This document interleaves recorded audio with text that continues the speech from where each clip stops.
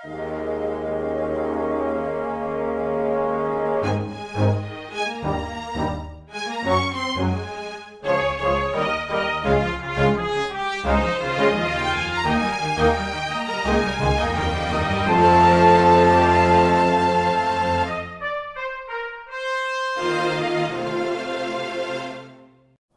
one and all. Welcome to Weekly Manga Recap. It's March the 26th of 2025.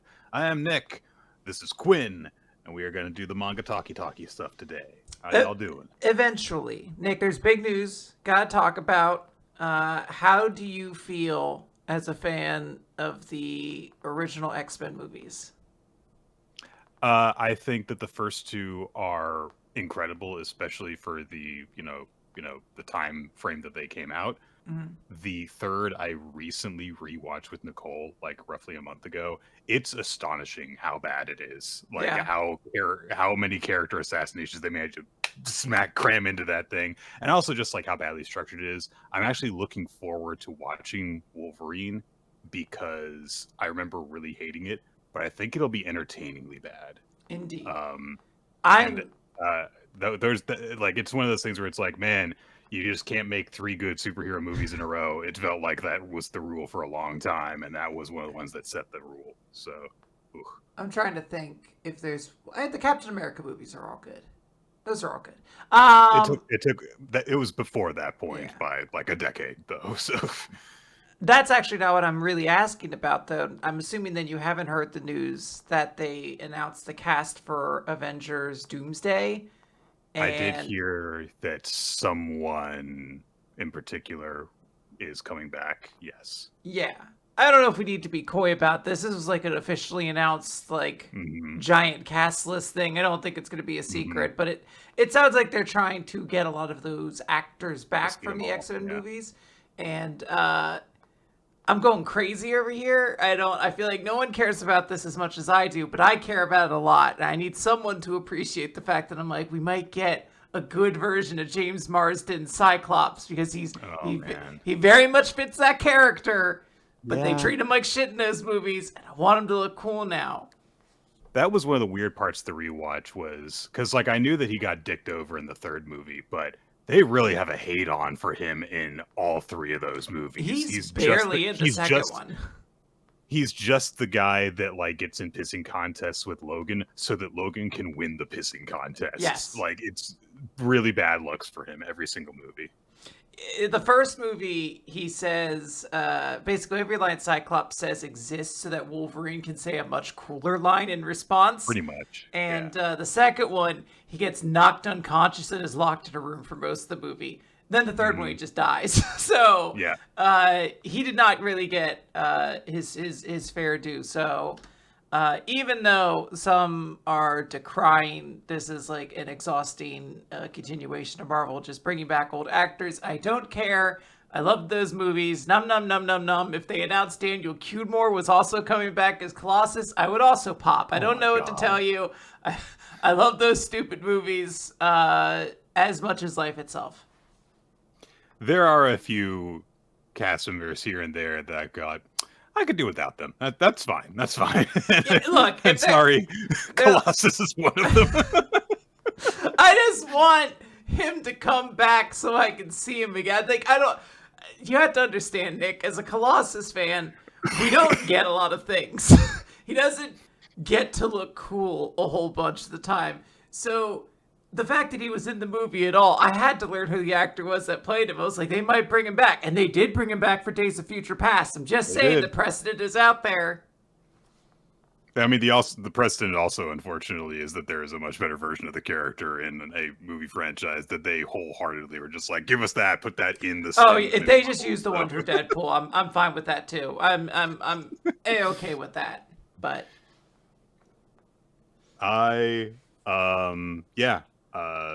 it'll be interesting to see how well that works. But I understand the nostalgia baiting of it all. So, guys, we got manga to talk about today.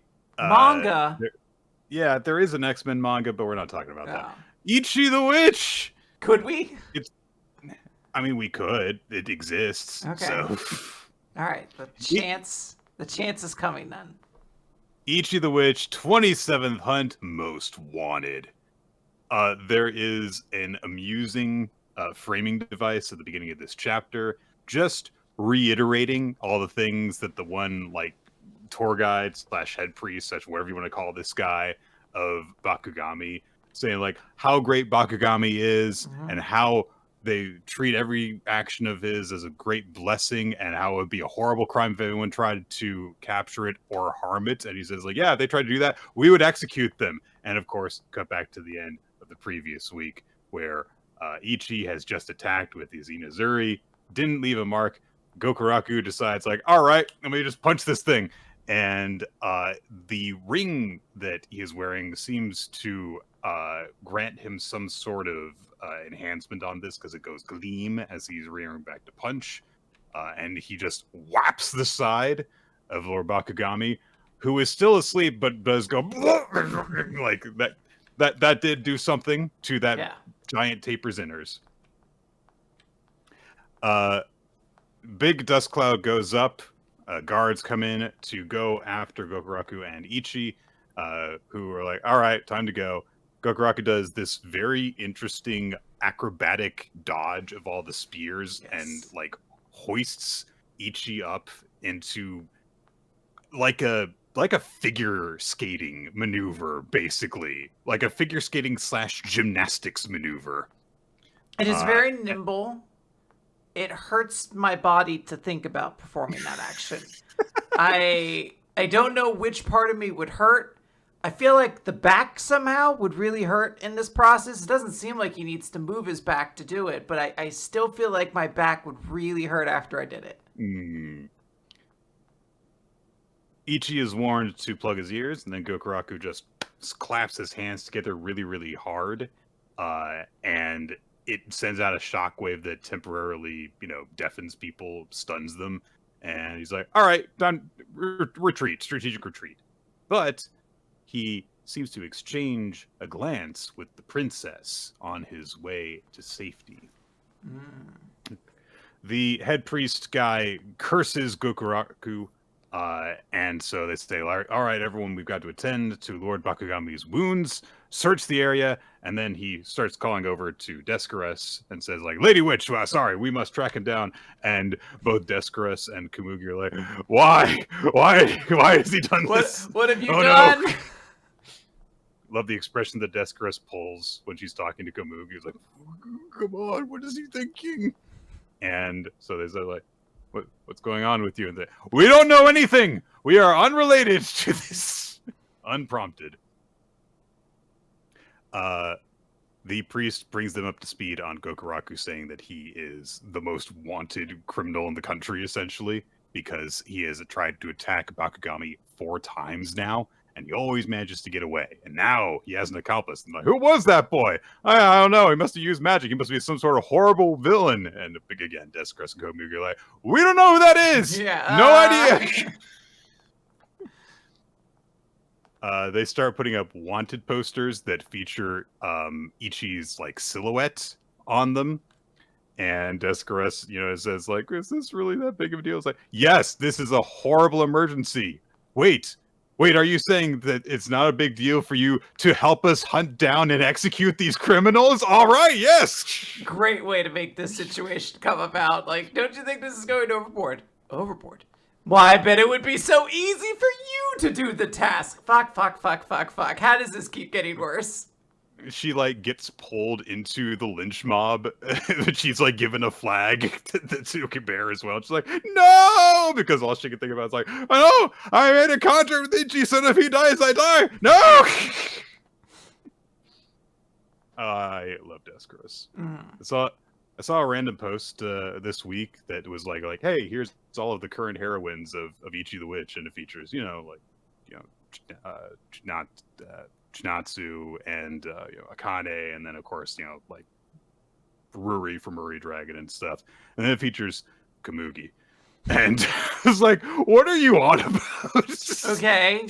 I mean, like, Kamugi's great. She's not the heroine of Ichi the Witch. She doesn't even show up until like chapter 4. I mean, it makes sense when you have Kimpa there. There's no other girls in the series, so they just used the first one they got. But they were like, Descartes was there in the first chapter. What are you doing? But everyone in the comments is like, this is Descartes erasure. So it's like, all right, good. People read Ichi the Witch. It's nice. Yeah. The princess, as this is happening, is attended to by the priest tour guide guy. It says like, oh, it's dangerous out here. You have to return to the safety of the castle. And she pauses to offer a prayer to Bakugami first. And we cut to inside of Bakugami again to the strange humanoid figure within the larger body, surrounded by all the Bakugami's talisman things. And they observe like, yeah, I don't know who that other human was. Oh well, it's another bug to squish. Then I'm not sure exactly what happens here exactly, but I think it's just they look around and observe that, like, the internal world has kind of like, been shaken up a bit, so it looks like they had a shrine that has collapsed. They had a shrine to the world hater magic, and all the ass whooping the Bakugami took, it fell over somewhere in that chaos, and this individual's like, I will make a new one for you immediately. Gotta make another Arnold shrine, like in Helga's closet. Exactly. So they straighten up and says, like, if I make a bouquet out of the heads of this country's people, would that be enough? Would you be pleased with me? It won't be long now before I can see you. They laugh and you laugh.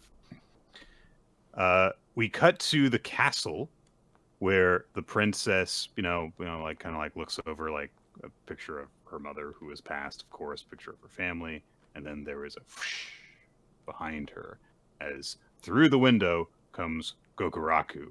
And I was kind of like, why are you even bothering trying to make this theme seem like a threat? We know he's a good guy. But he's like, oh, you gotta make sure to lock your windows. And it looms over her, and then, of course, it turns out that he's totally friendly with her, and in fact, takes the princess's hand and kisses it. And he says, I'm home, elder sister. I was going to say before that point, I was like, well, Nick, it can be like a kind of romantic moment as he comes in. You're like, oh no, is he a predator? And it's like, no, he's actually kissing her hand. He's a delicate invader. And it's like, no, it's her sibling. And I'm like, okay, well, never mind. It's none of that then.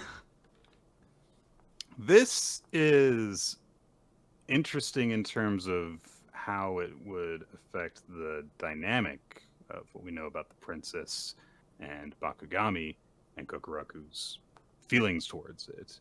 Obviously, a lot of times, especially in manga, because of like the way that friendships are kind of put into sibling relationships, maybe they're not specifically like actual brother and sister, but they're clearly very close. She, is very fond of him and says that she's glad that he is okay. So well, if you look, there is a closeness there at the very least. If you look at the one panel with the mom, you could tell that there's a streak of light covering up another child in the photo. So right. Theoretically, that is just Bakugami, and the streak is there to hide the twist that gets revealed in 2 pages. I don't know, but yeah. Right. It seems most likely it's like they're just siblings. I'm just saying, even if that's not the case, clearly there is a closeness there, which complicates the fact that she seems to be all in on like praying to Bakugami, and she's the one who brought this monster in, and she still has this close relationship with him, despite the fact that he has multiple times tried to kill the fuck out of it. Yeah. So that's interesting. Well, we saw that she didn't seem to be super on board with all the praise that the Bakugami was getting last chapter. She seemed like a little uncomfortable with it, so it does seem like this might be something where she is just playing along with this situation. Maybe it has some connection to their parents. It seems like the easy go-to. But I like this. This character is getting dimensions to him. that I'm glad he's going to have if this is presumably going to be like a significant cast member. Yeah. And meanwhile, Ichi's just kind of poking his head in the background because he's like, my name's on the manga. I need to physically. I gotta be here. Yeah, I need to see at least most of the scenes that happen. All right. That's interesting, but let's move on over to Blue Box. Blue Box. At chapter 189, To a Good Game. Hey, it's time for that winter tournament that Chinatsu is going to be participating in, her last tournament as a high school basketball player. And so she's, getting like well wishes from Taiki's family as she is heading out to the tournament. They're like worrying over little things and giving her vague bits of encouragement too. So she heads out and Taiki gives her like a high five when they're out in the atrium and says, "Hey, you got this. I'll see you when you get back."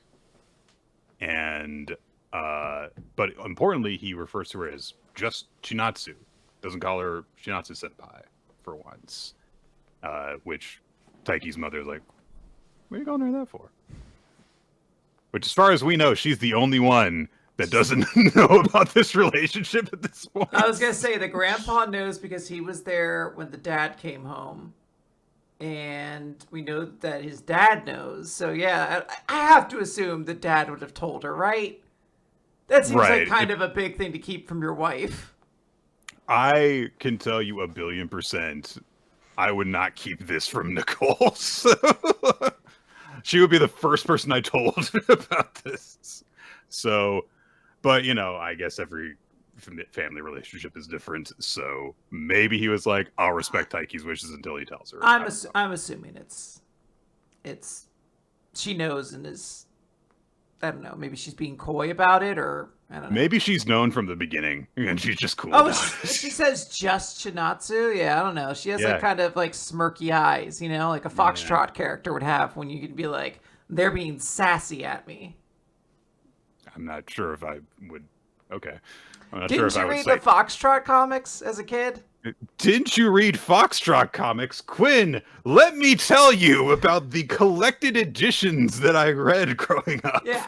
Look, it's not that their faces are like Foxtrot characters. What I'm saying, Nick, is that in the same way they usually use the duck face in Foxtrot. That's how you knew a character was going to be a little bit goofy. This is like that thing. It's like the eyes. It's like the duck lips, Nick. I don't know how I could say this more clearly. I can think of a few ways. So, Taiki goes to badminton practice. Some of the other members are like, "Hey, are you go cheer for the basketball team?" Because of course everyone knows that he's dating like the ace of the basketball team. But he just says like, "Game overlaps with our practice time, so the only time I can go is on the third day since we practice in the afternoon, and I'll get to go." But Ayame is also bugged by this because she wants to, cheer for her old family friend. But Kyo, he takes things and he's like, "Come on, guys, practice. Let's go. No slacking off while the girls' basketball team is off winning," which is like, "Oh, good for you. School spirit. Hoorah." They're still practicing when the basketball team comes back. Taiki looks towards the door, and Chinatsu gives him a little V for victory sign and smiles like, "Hey, they won." And immediately Taiki's like, "Yeah!" and plays harder on his court.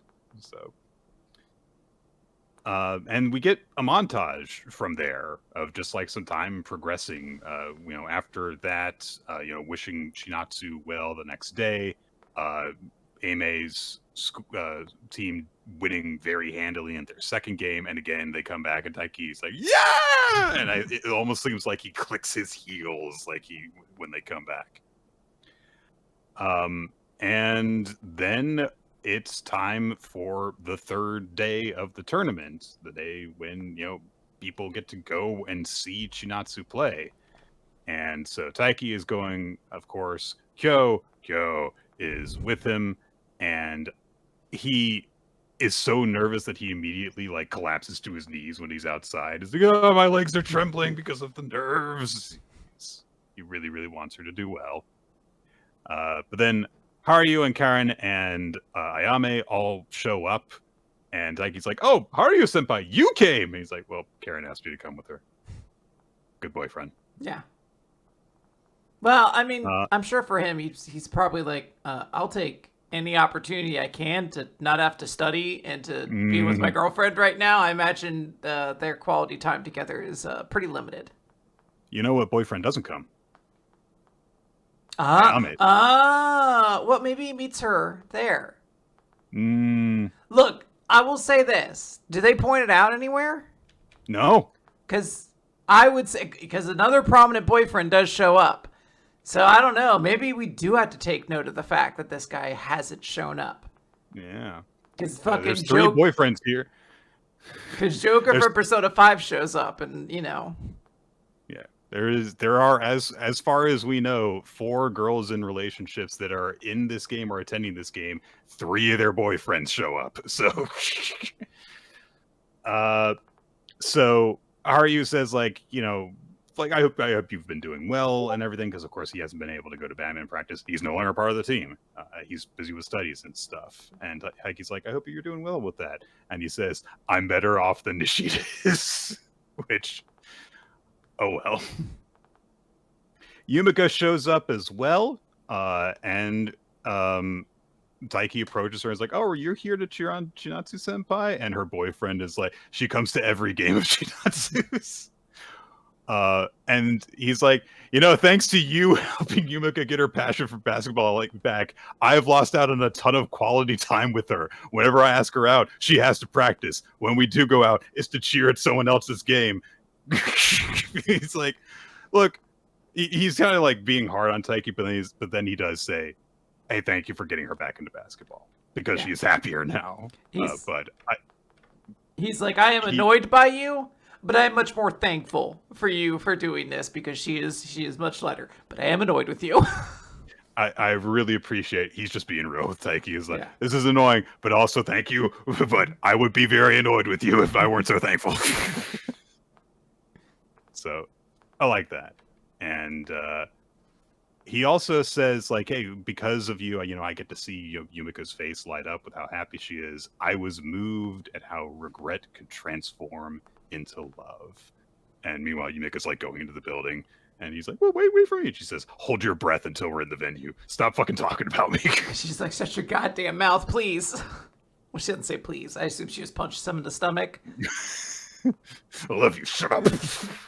I had to assume there's some sort of level of like consensual violence in that relationship. Like, I just feel like that's the kind of person who kind of kicks you in the stomach to be like, hey, you should wake up, instead of like gently like caressing you asleep. Just like, get up, stupid, and then they push you out of the bed.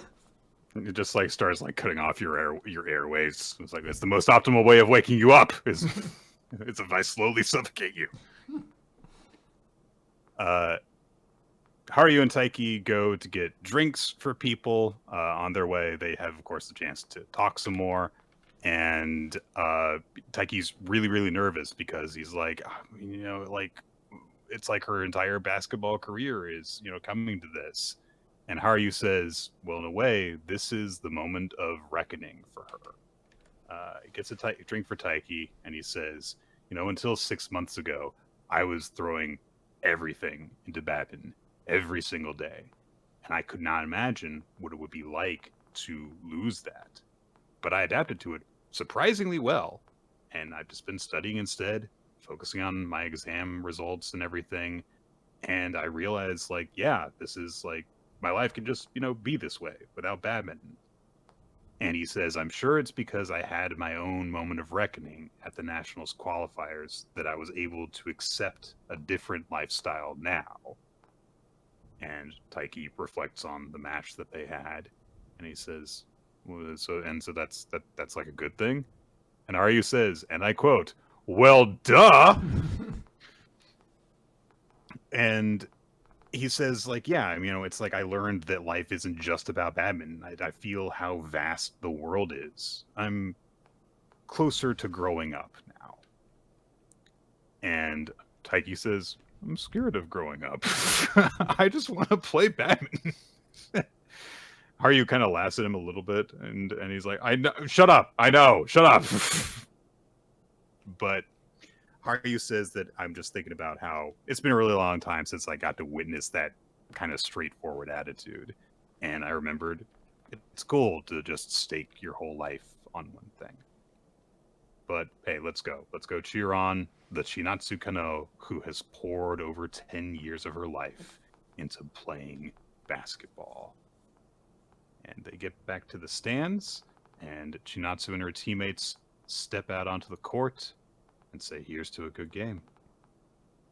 And it really feels like this is Chinatsu's last game, doesn't it? I was going to say, if you look back at that calendar, you know there should be at least a couple more days of games, but in modern Jump fashion, the team can't win the Kyoshin. They just can't. You know, the Christmas Bowl was kind of the last hurrah for that sort of thing happening. I feel like now your team has to lose somewhere along there. At least that's the precedent Haikyuu seemed to set. So, yeah, I don't know. There's a lot going in there, but yeah, this does have like a feeling of finality to it. Yeah, and it's definitely framed in this chapter as if like Chinatsu's going to be okay. Yeah. You know, it'll suck for a short period of time, but she clearly has like been preparing for it in some regard or another. And Haru is like, you know, the guy that we know has like gone through it and been out the other side, and he's like, I'm fine. Like it's he's not like, the this worst is actually pretty good. Yeah. But I really do like, you know, a lot of the interactions that we get in this chapter. And it's just nice to see everyone being like, yeah, we're going to go and cheer on our friend. Yay. And hopefully be there to comfort her when she loses, which is definitely going to happen. How could you, Nick? I think she's got in her to go all the way. It's going to be really weird if they win this game and then just lose the next round. It's going to be really interesting if they make it all the way to the finals and we just like, they still kind of like, they're like, yeah, we're not going to show you that team though. Like, who really cares who beats them? You're like, but they made it to the grand finals. So I don't know. We'll see. Yeah, we will. All right, Chainsaw Man, Nick. I think the Death Devil's going to do some real damage this week. Well, I mean, she does. Yeah. Like, I'm never wrong in my predictions, Nick. Can you name one time I was ever wrong in my predictions? Chainsaw Man, chapter 197. 3 seconds. Yeah, the Death Devil, presumably, said that she was going to save this poor student who was the only one who was nice to her in any way. And then Chainsaw Man, or as he puts it, or not, has arrived. They look vaguely like Chainsaw Man, but there's a lot more fleshy bits. And the not Chainsaw Man says, "Don't worry, young man, I'm gonna rescue you now." And the guy's like, no, it's okay. She's just like messing around with me. But no, the Chainsaw Man dives towards the Death Devil, who says, "Show me what you've got." And she throws a perfect left straight punch, and well, her arm gets chopped off by the chainsaws. But it's all right. She spins around. Ha! Spinning heel kick. Oh dear. Oh. No, Nick, that's usually traditionally how a spinning heel kick is performed, where your top half of your torso just goes popping off with some blood streaks. If I remember my promotion exam when I had to do a spinning heel kick board break when I was like 8, I did cry because it hurt my foot doing it. But I do have both my legs still. It wasn't quite that bad. That you know of. We might have Eternal Sunsigned some things out of your memory, Nick. And if you've been wondering why your legs are made of tin cans. Well, you're like, your legs don't rust? Oh, God. How horrible. So the Death Devil is in pieces now. There's some of her over there, some of her over there, some of her over there. And the student just witnesses all this with a horrified expression while the fake Saw Man says, "Well, that was easy. Was that really the right girl?" And then they start talking to themselves. It's like clearly talking with someone who we can't see. Says, "Oh, okay, yeah, you've never steered me wrong before, yeah." And then he kind of looks awkwardly up at the student he saved and says, I'm Chainsaw Man, devil-killing avatar of justice, and it's my job to stop the coming prophecies of Nostradamus. This girl was an evil devil, partly responsible for destruction. And the student just stares awkwardly. Death Devil's body is over there, bleeding out. Blah. And the guy's like, she was just some weird, cringy kid, that's all. And I like that in this universe, someone can tell you something like that, and you're like, well, there's a non-0% chance that you're right, that you are correct in you're telling the truth, that you are the embodiment of death here to save me of my pain by killing me now. But you might also just be like a fucking weeb. Like, you might just, yeah, you might just be like a little bit of a dork, and like, that's no reason to kill you. I feel like we have been done a disservice by not seeing more Chunies in Chainsaw Man, because they must be fucking rampant in this world where people literally do get the powers of devils all the time. Especially like the notion of like, well, the world kind of sucks. Like, if you live in Tokyo or wherever this is taking place, you're like, oh, dude, it sucks to exist here. Why do I keep doing that? Like, you'd almost have to use it as like a coping mechanism. Like, I would definitely go around being like, I'm the olive devil, and I would just start eating olives out of the jars in the supermarket, and they'd be like, get out of here. And I'd be like, no, I'm the olive devil, and I throw jars at them. I mean, we did see the chicken devil, and it was roughly on that par of danger and tolerance, so... Mm-hmm. Hey, look, it's a devil. We're going to make him our class pet. The fake Saw Man takes in this regard that the Death Devil was just a weird, cringy kid, and goes, we don't make mistakes, because the Justice Devil is inside me, and I am Chainsaw Man. And the student gets kind of like really pissed off about this. It's like, why does no one ever listen to me? And then feels something, and of course, the Death Devil, presumably, her hand has come up to his leg and grabbed it. And the fake Saw Man, too late, goes, look out! As the boy turns into a shriveled husk. Just all of the juices go, and he is not looking so good. All of the Devil Girl's limbs come flying back together, and she regenerates. And fake Saw Man's like, look, she absorbed her life to rise from the dead! She's a devil, obviously! And... oh my god. So, the Devil Girl cups, kind of like, puts her hands to her lips, and she goes... Some Phoenix Wright music is playing at this moment, like when you start figuring out the clues. And she says, oh, you have your center of gravity and lower body stance indicates you dabble in karate with just a smattering of boxing, right? Judging from the meaning of sleep when you arrive in the monotonous close combat, you can probably only attack physically. Based on that analysis, Chainsaw Man, I will save you in 3 seconds.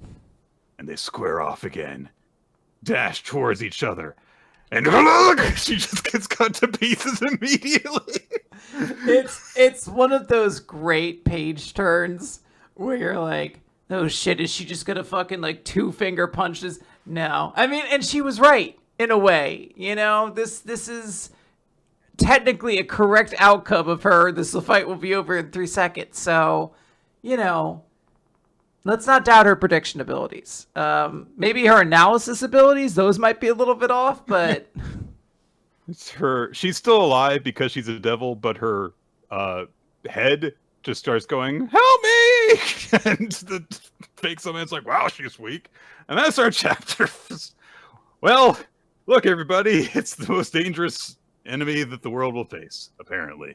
So, yeah.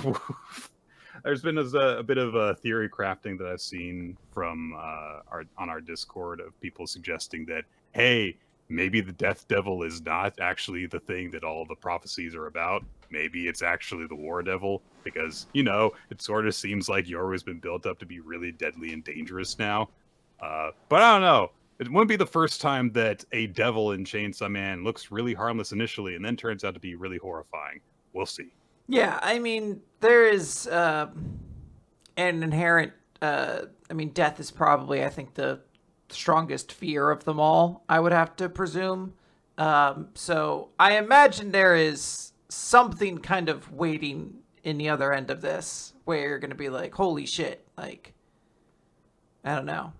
This is going to be a wild experience, I feel like. She's going to do something. I feel like she's not just like a red herring. They just gave her like a edgelord dork-ass personality, so it's a little bit lighter before she starts just murdering people immediately. Yeah. This was a very amusing chapter on its own, though. I really love the defiance of expectations. Like, oh, she's going to do something, just gets cut to pieces almost literally the exact same way twice in a row. Good stuff. It's very funny. All right, Nick, we have some Dandadan to talk about. Chapter 187, Kick the Crap Out of Murakami. I wonder what happens in this chapter. So, all the bugs are kind of gathering in the sky, Nick. And we cut over to Mr. Murakami, who has picked up Miss Adachi and is kind of carrying her aside, presumably for some bad things. And he is bragging about how he has a lot of money because, after all, he trades stocks. Stocks! He is preparing something, and Miss Adachi sort of is saying to herself, like, okay, not yet. I gotta keep him busy. You know, we don't know his power yet. So when he drops his guard, and only then do you all, she's like telling this to all of her Jiangshi, basically.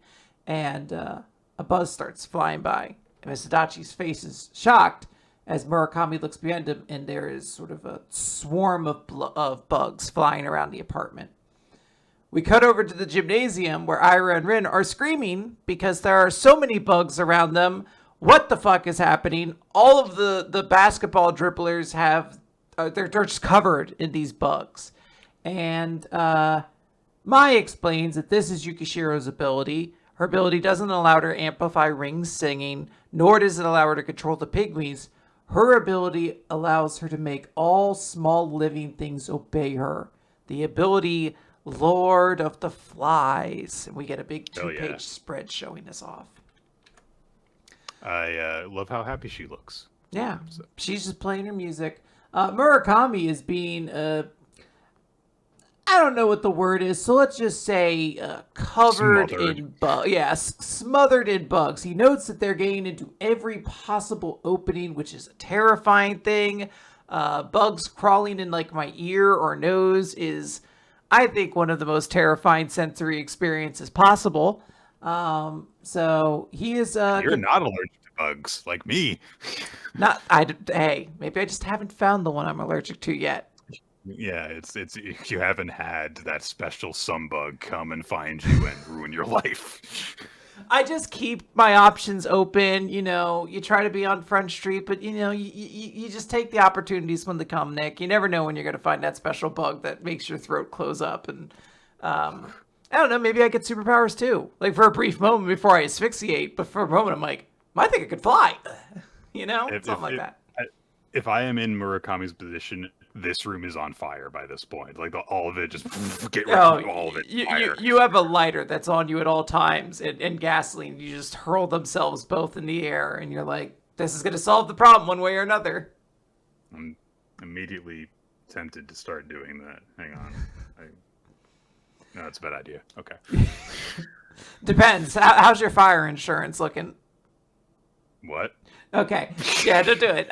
So Miss Adachi is confused because she's like, it's not my power that's doing this, but she grabs her knife out of her pocket, nature's pocket, and then heads over and says, Mr. Murakami, you need to accept your defeat. I'll spare your life. And if you're not quick about it, I can't guarantee anything.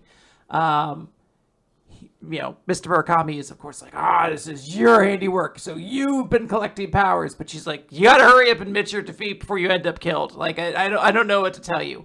And he reaches out and grabs onto her hands. It looks like maybe he's like trying to pull her in or something like that. But he simply says, I am beaten, and pulls his hand back in such a way that he allows himself to be cut by the knife, thus removing the severed head dribble ability. Love the symbol of this thing, the hands cupping the head.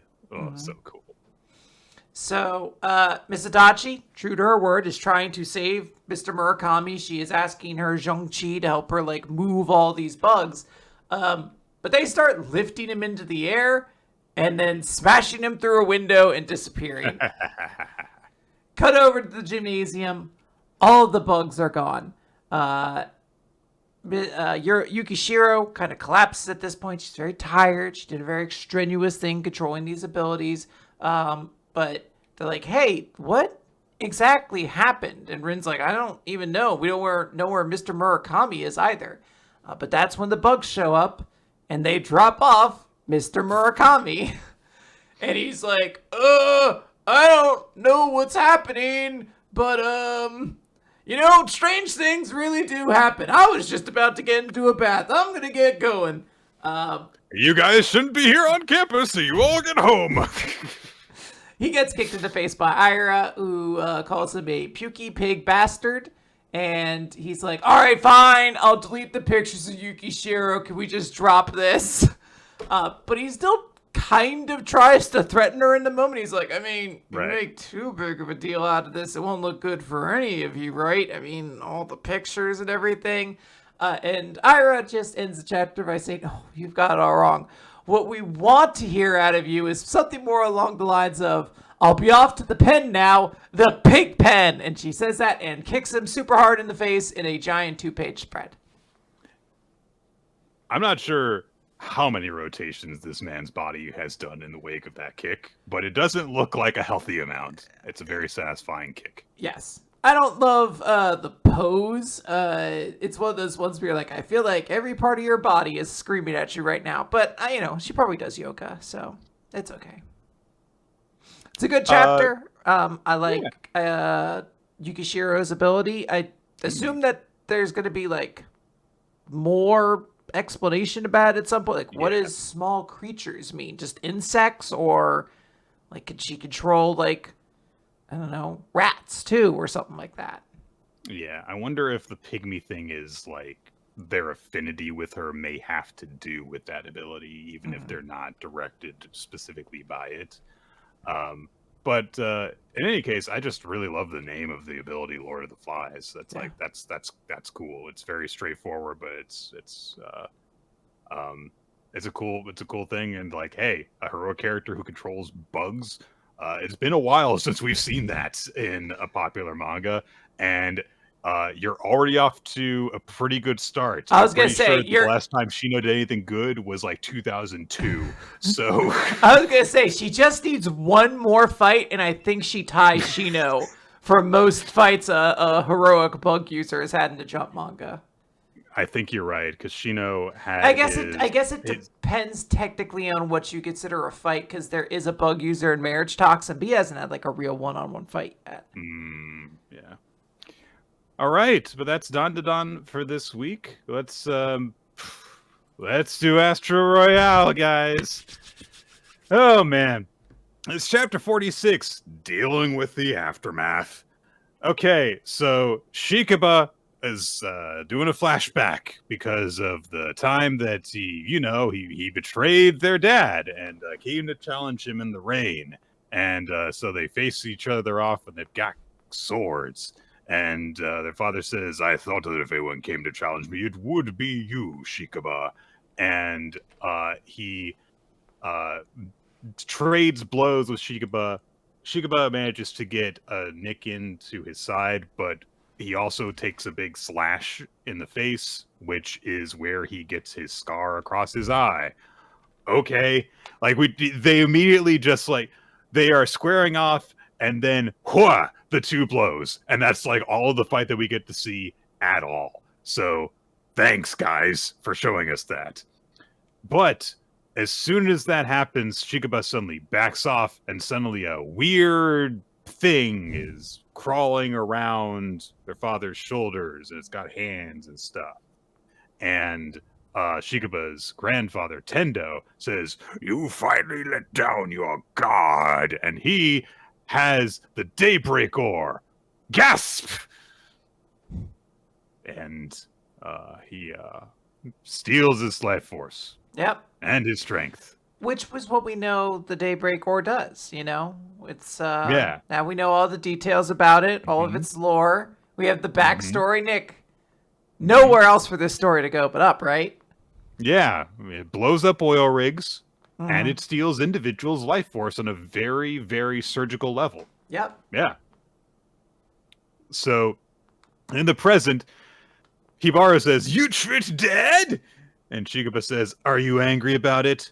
Dad didn't die of an illness. Tendo stole his life force and his strength." And Hibaro rushes in and tries to punch Shikaba and goes, "You're nothing but a coward!" And Shikaba knocks him out of the ring by, I don't know, hitting him back? I don't know. Yeah. So he teleports away from Hibaro and then hits him. I don't know. And so Hibaro gets knocked out of the ring. I think he teleports. Yeah, he teleports behind him. He does the classic new Exorcist move, but this time there's a big trail of like peacock feathers to let you know that he's doing it, and it works. So Hibaru's knocked on his ass. He's not defeated because they took out the ring knockout rules, which was established previously. And then Hibaro says, "You're so freaking strong when you actually get it together and fight. So why?"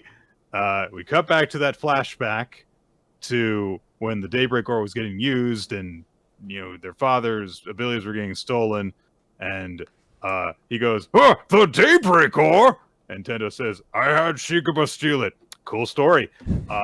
And he says, "But why, Tendo? We're comrades who fought and drank together, allegedly.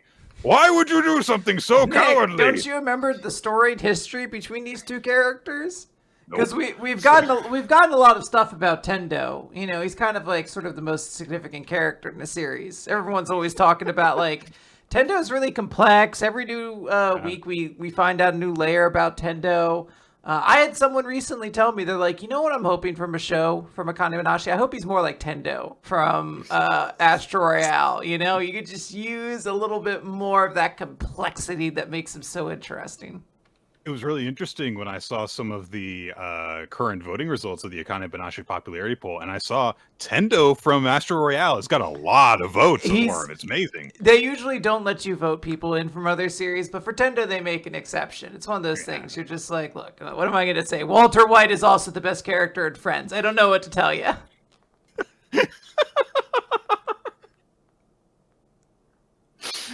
The amount of things weird about that scene. Anyway, he's really upset with Tendo, his very good friend and drinking buddy, and he says, "Why would you do something so cowardly?" And Tendo says, "Comrades? No. You were the king and I was a soldier, I guess." And he says, "But now I want the roles reversed. What could an old man like me do?" What are you talking about? What are you saying? What does any of that have to do with anything? All the life force gets drained out of their father, and it goes into Tendo, who immediately looks the same age, but with muscles. And he goes, "Rah!" like Kaseki from Dr. Stone, but less cool. And he says, "This is the power of the Daybreak Ore when it's absorbed life force." Yes, it is, I guess. And he says, "Now I've become the strongest." Okay. So and now, luckily, this art change has been reflected in the present every time we've seen Tendo, and he's extraordinarily jacked, leading us to really understand this was all an intentional thing planned from the very beginning. Yes. Shikaba now looks at his father in shock, and he cradles his head after everything's gone. I don't know where Tendo went. He went off to go flex somewhere. And Shikaba says, "Dad, I'm sorry for playing dirty." And his father says, "It's fine. Oh, it's cool. It's cool. Regardless of whether it was for the sake of the Otsurukis, I've stolen from many people. I am a Yakuza, you know." Yeah, about that. Our little brother doesn't really seem to get that we're bad. So you might want to tell him something like that if you get a last chance to talk to him. He's like, "I'm definitely going to remember to do that. Yeah. Or I won't. Be kind of funny to see which it is." Shikaba, what is Tuesday? Tuesday, it's a day of the week. What is oatmeal? Oh, wow. Oh, you. Ooh. Okay, Hibaro, tell Hibaro something. You need to remember to tell Hibaro something. Hibaru, right, I'll tell Hibaru what Tuesdays are. It's very important for the Yakuza to know that and nothing else. Hibaru, I need to tell you something. I think that you should have Tendo be the level-headed counterpart to you. He's just so, like, quiet and stoic and really a good yin to your yang. You're certainly not the same dude over again.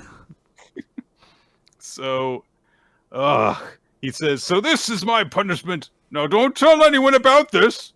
Just tell them I died of an illness. I'm glad it was you who punished me. For what? Not important. We're not going to show that. My various sins or whatever. I mean, I know he is specifically referring to the fact that, like, he was taken from this guy's family and everything like that, but it's still like, I don't know, man, give this moment some, like, personal feeling. This feels like this is, like, a deeply, like, powerful moment of betrayal and family, and I'm just not getting anything from any one of the characters involved in this. In the present, Shikaba's got peacock eyes swirling around him, and he says, this battle is the final step in dealing with the aftermath. And Hibaru says, all right, well, if I lose, you can do what you want with the Otsurugis, but if I win, then you have to cut ties with Tendo. Okay, so glowing with that with power, and they say, let's do it, and his arm is glowing, and Shikaba's got the eyes and stuff. And well, he's using all of his power, right? This is his 100% because all three... He's using Mankintan. He's using all of his punchy power. Yeah. And he also says, let's fight head on with everything we've got. And Shikaba, who has been teleporting around him in order to get openings, I guess is like, yes, I will fight you front to front, which is definitely the type of competition that will, be to my advantage. Mr. Punch really hard. No, it's fine. Everyone kind of just, like, lets their, like, strategy go to the wayside when they're like, I mean, it wouldn't be honorable to not, like, right. Would a Yakuza win a fight in an unhonorable fashion? Not in my world. Yeah, I don't really kind of get, I mean, I don't know. This feels like the series is being written in the moment, and I can't tell if it's ending soon, and that's why everything feels really sloppy, or if it's just, like, there's no coherent, like, plan chapter to chapter a lot of the times. Okay. Embers! Remember the name. Chapter 8, The Road to Greatness, Part 1. Hey, it's time for Haitani and Yuga to meet the A-team. And so Haitani comes in, tries to make a strong first impression because he's like, I don't want to get dissed. And so he starts to introduce himself, but immediately two guys just like jump onto him. One guy is like even squeezing his shoulder, and he's like, wow, you got thick, supple muscles. All right. So they said like, wow, you're really, we've heard that you guys, really beat up on Itanaki and Kamigai out there. And the guy who was touching Haitani's muscles says like, you've got amazing latissimus dorsi. And so Takami's like, okay, who is that? Yukizuki says that he is Mano, the team's vice captain. He is an otaku for musculature. Okay, well, everyone's got to have a thing, so yep, good for him. Gotta have a gimmick. When things calm down, they have a meeting, and Yukizuki pulls them all together and says, like, this is going to be our year, guys. We're going to finally beat Kurabayashi this summer and punch our ticket to nationals. We get our big, these guys are our rival, explanation about Kurabayashi. The ultimate champions who have dominated the prefectural tournament for years, who usually kick them out of the running. And the captain says, like, yeah, last time we played them, we lost 5-0. Mano gives a simple explanation of how the different skill levels is, which is, we're about as far from them as the frontalis muscle and the quadratus plantae muscle are from each other. Thank you. That was very helpful. Mm-hmm. Oh, well, there's a little diagram, so you can't get too confused. So it's basically the distance from the ankle to the head, so almost as far apart as you can possibly be. Haitani is really hyped up, and the teams go into practice. And we immediately see that, you know, Takami is like having a little bit of a struggle because they're doing like passing and like contesting passes drills against each other. So the captain tells them like, hey, you're letting yourself get bullied out there. And they analyze like, yeah, the guy is like, he's smaller than the other guys on the team. He's a scoring specialist, but he can be bullied around. And he immediately knows like, yeah, this team is full of powerhouses. They're good at like everything. Good at passing, trapping, they're intense. Meanwhile, Itani, he is really good at stealing the ball, and he's impressing people with that. He's reading the passing lanes and everything. And Haitani gives kind of an explanation when the captain compliments him on this, but he, you know, doesn't understand soccer, so all his vocabulary is like, oh, when it comes this way, I do that and this, which I really appreciate because he is talking at my skill level when it comes to soccer. Who was that? Wasn't there an Ice Shield character that also did that, where they would be like, how do you do this? We kind of like go whoosh, and then you like woo, like kind of like that, you know? I think Kurita would talk that way when he gave line explanations. But so Haitani talks a bit about Inanaki, about how like, yeah, he beat me when he was passing the ball away and then scoring. So this is the kind of practice that I want to do so that I don't get beat that way. And so everyone's like, hey, this rookie's, you know, impressive. But Yukizuki says, yeah, it's not just that though. Have you guys noticed? See, he doesn't understand the game well enough, basically, to be able to do all this stuff. He can't anticipate feints. He can't read passing lanes. So he has to wait for what the other guy does, and then he just reacts fast enough to deal with it. He's got a delayed reaction, which makes him incredible. He's a monster. But Haitani observes, oh, this is a big problem because I can't pass the ball. I can't do that trap thing that people do to steady it. And when people are dribbling it, do these guys glue the ball to their foot or something like that? This is not the same as when I was, you know, facing off against Mr. Oshimi. Nice to have him get a mention. He's like, these guys are all my age, and they're all way better than I am. And the guys at Kurobayashi are supposedly even better. So he's like, yeah, I'm going to get back into this. I'm going to improve and practice. Let's do rondo stuff. No, we're doing another drill. We've moved on from that. We have to do other things for practice. But Yukizuki is very impressed, and she's like, I really want to see how far he can go. Maybe he'll even surpass Yuzen Nerima. Yuzen? Who is that? I'm going to assume they're a pretty big deal. It seems like it, because you see their back looming up in the background there. Hinako and Mano are like, oh, you know, it's like he's clearly like messing up the tactics and stuff. But Yukizuki says, don't worry about that stuff though. He'll pick up tactics and everything as time goes on. He'll be fine. Hikage, however, gets a brilliant idea, and she approaches Haitani and is like, hey, let's hang out after school. And shows up and dumps a bunch of like tactics and formation books and even CDs in front of him and says, we gotta study soccer strategies. You've got amazing reflexes, Haitani. You're a natural, but you're dumb. And Haitani's like, I feel bad now. I'm leaving. I do like his honesty where he's like, you know, he walks into a room, he's like, what is this? She's like, you're a natural. Really? But you're dumb. I'm getting out of here. You didn't tell me you were going to be mean to me. I love Haitani. That's like, I mean, like, I wish more people would react that way. And I was like, you were mean to me for no reason. I'm leaving. But she immediately like lunges after him, grabs him by the ankles, like, no, I mean, if you could learn strategy, you could become like the greatest. And that gets his attention. And he's like, oh, okay. And she says, yes, if you're both strong and smart, no one will beat you. And Tai's like, all right, I like this idea. Okay, teach me, Hikage. And Hikage says, I'm just learning too, so we'll study together. I love that she's like, I know, I'll teach him stuff. Well, I need to learn too. It's nice. It's cute. Yeah, absolutely.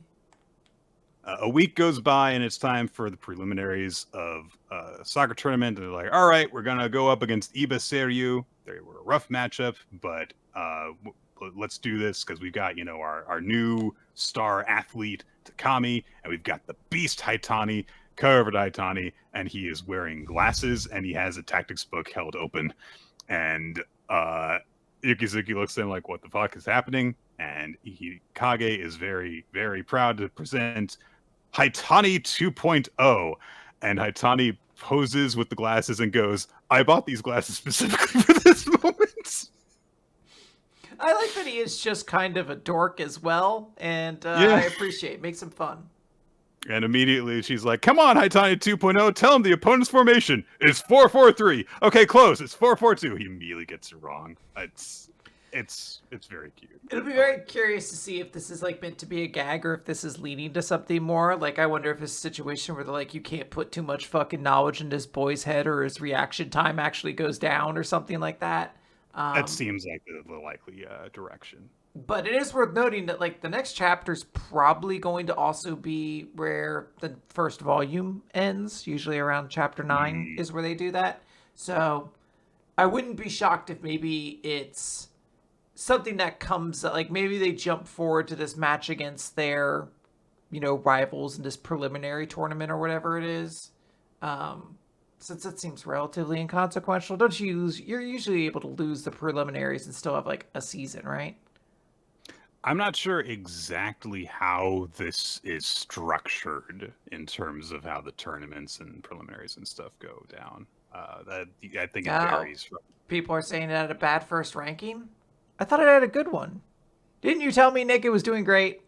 It was doing great in terms of readership on Manga Plus.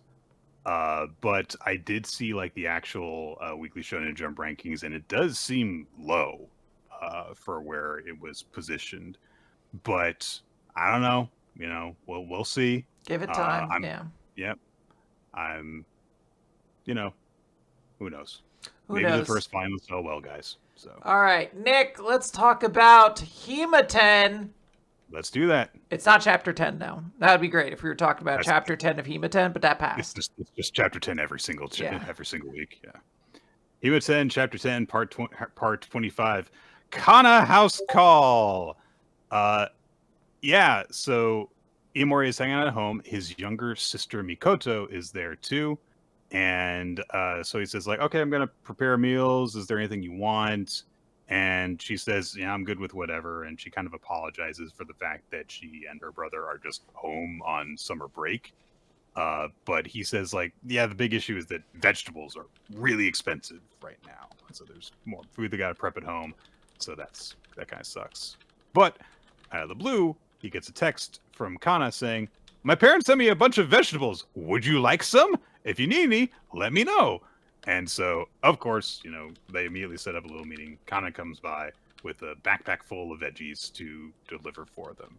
And Mikoto is there as well to receive her and greet her. Mm-hmm. So she says, like, yeah. Mikoto actually invited me over to hang out at your place in addition to me doing the drop off. So is it okay for me to come inside? And Mikoto's like, you can't refuse, right? She's my guest. That is actually how it works. That's little sister rules. You're like, you just got to follow along with it. What are you supposed to do, Nick? Mm-hmm. I mean, you could always just power play and be like, nope, I'm the older brother. I am looking after you. And I say no. Whoa, you would use the power play already? That's a dangerous move. It would depend on what kind of a mood I was with my younger sibling at that particular moment. Imagine the baseline of your younger sibling's temperament, usually. I probably just wouldn't care. Okay. Like, yeah, sure. Go ahead. You would be like, don't make trouble for me. Yeah, you'd be like, as long as it isn't gross vegetables or something like that. Ah! Come on, the one thing. Kanna comes inside, and Iamori, very sweet of him, is like, "Here, I got a cool towel for you from the fridge so that she could cool off from the hot summer." And she says, like, "Oh yeah, this is great. I'm really scared of the electricity bill, so I barely use my AC." And he's like, "No, don't do that.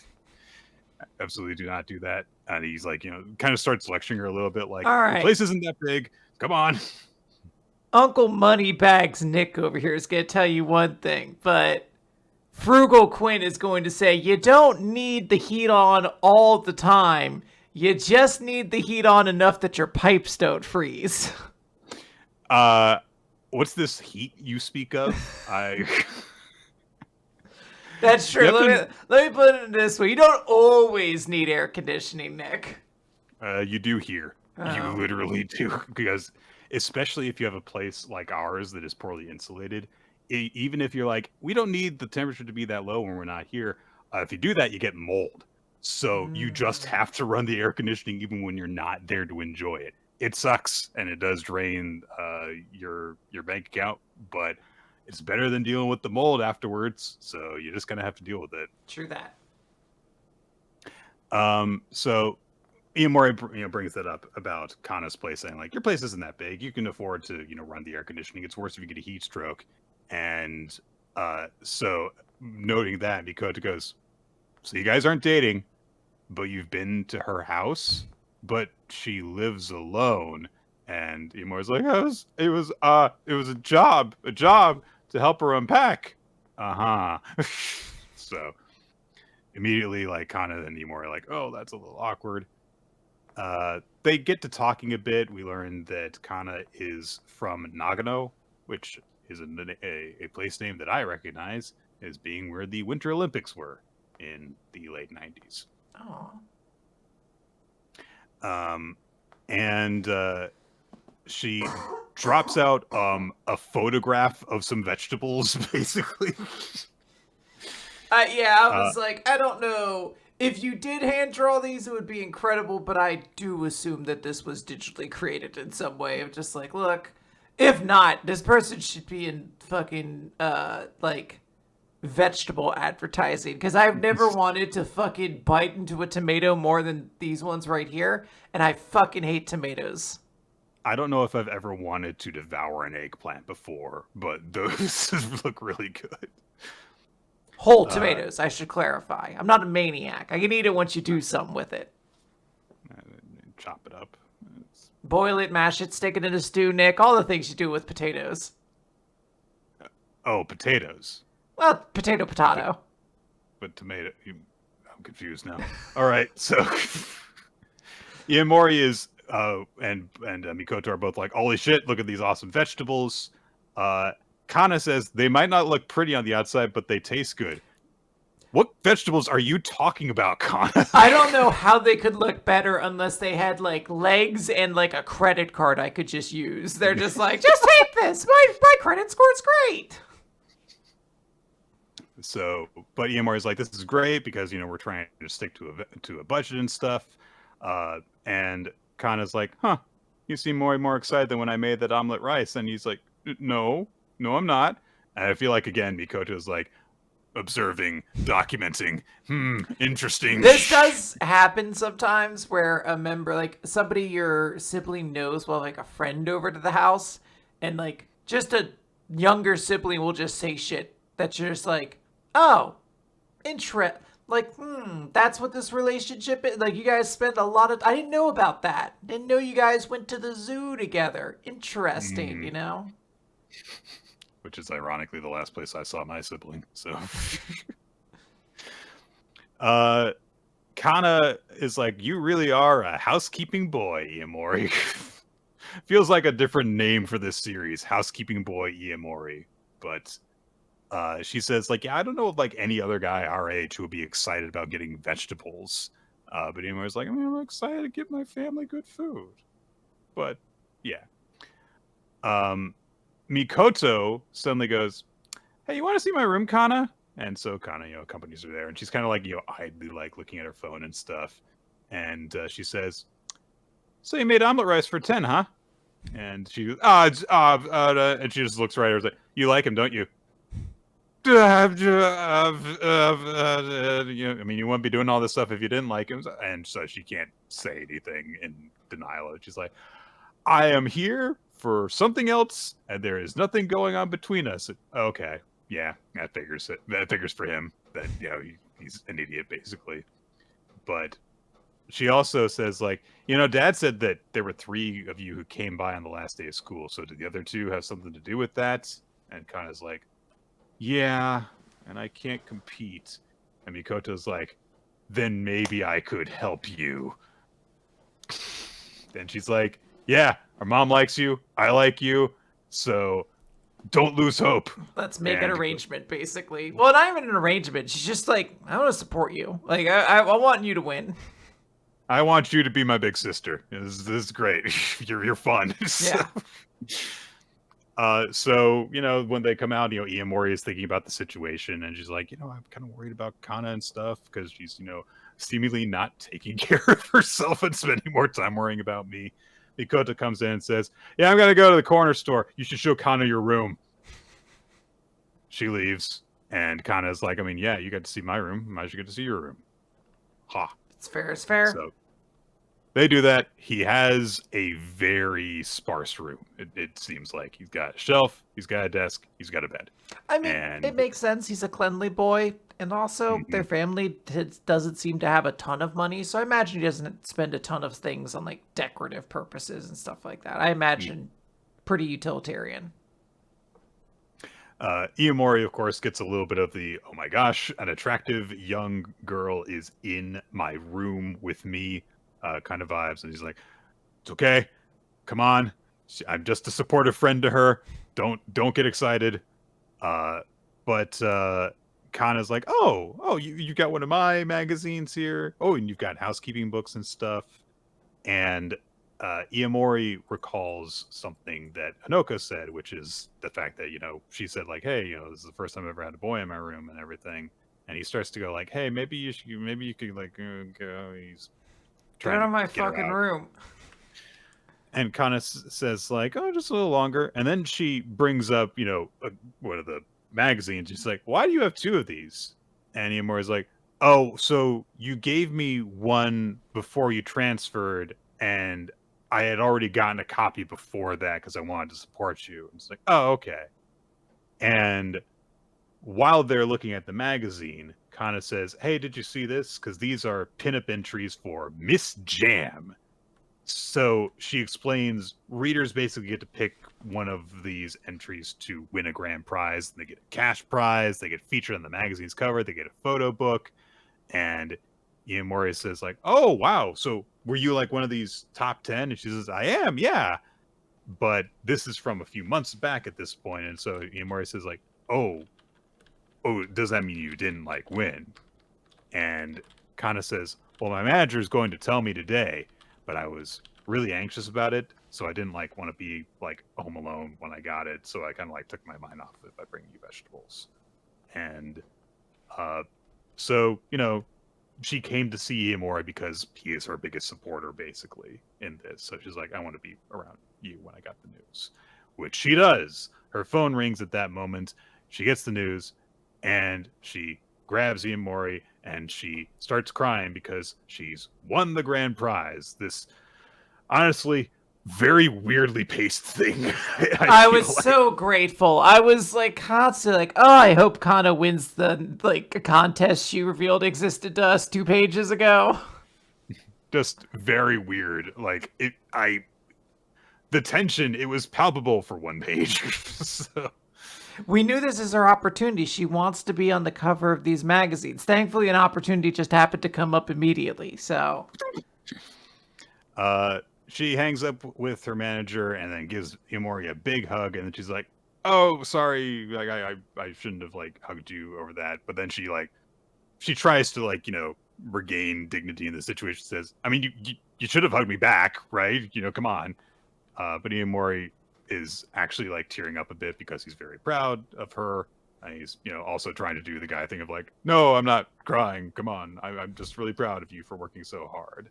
I think you're really amazing. And they're both really, really emotional and crying when Mikoto comes back and sees them. And she says like, wow, Okay, what's going on? Afterwards, Iomori walks Kanna back to the station, and Kanna says, "Hey, you remember the promise you made?" And Iomori's like, "I do. Remember that when you get on the cover, I'll cook to celebrate, and the three of us will eat at Yoshino's place." And Kanna says, "Three? Well, yeah, that's what you asked for, right?" "Yeah. Yeah, it is." Sure it is. Can't wait to Yeah. have fucking dinner with her. Well, I liked the way the chapter started, but I don't know, it felt very weirdly paced by the end of it.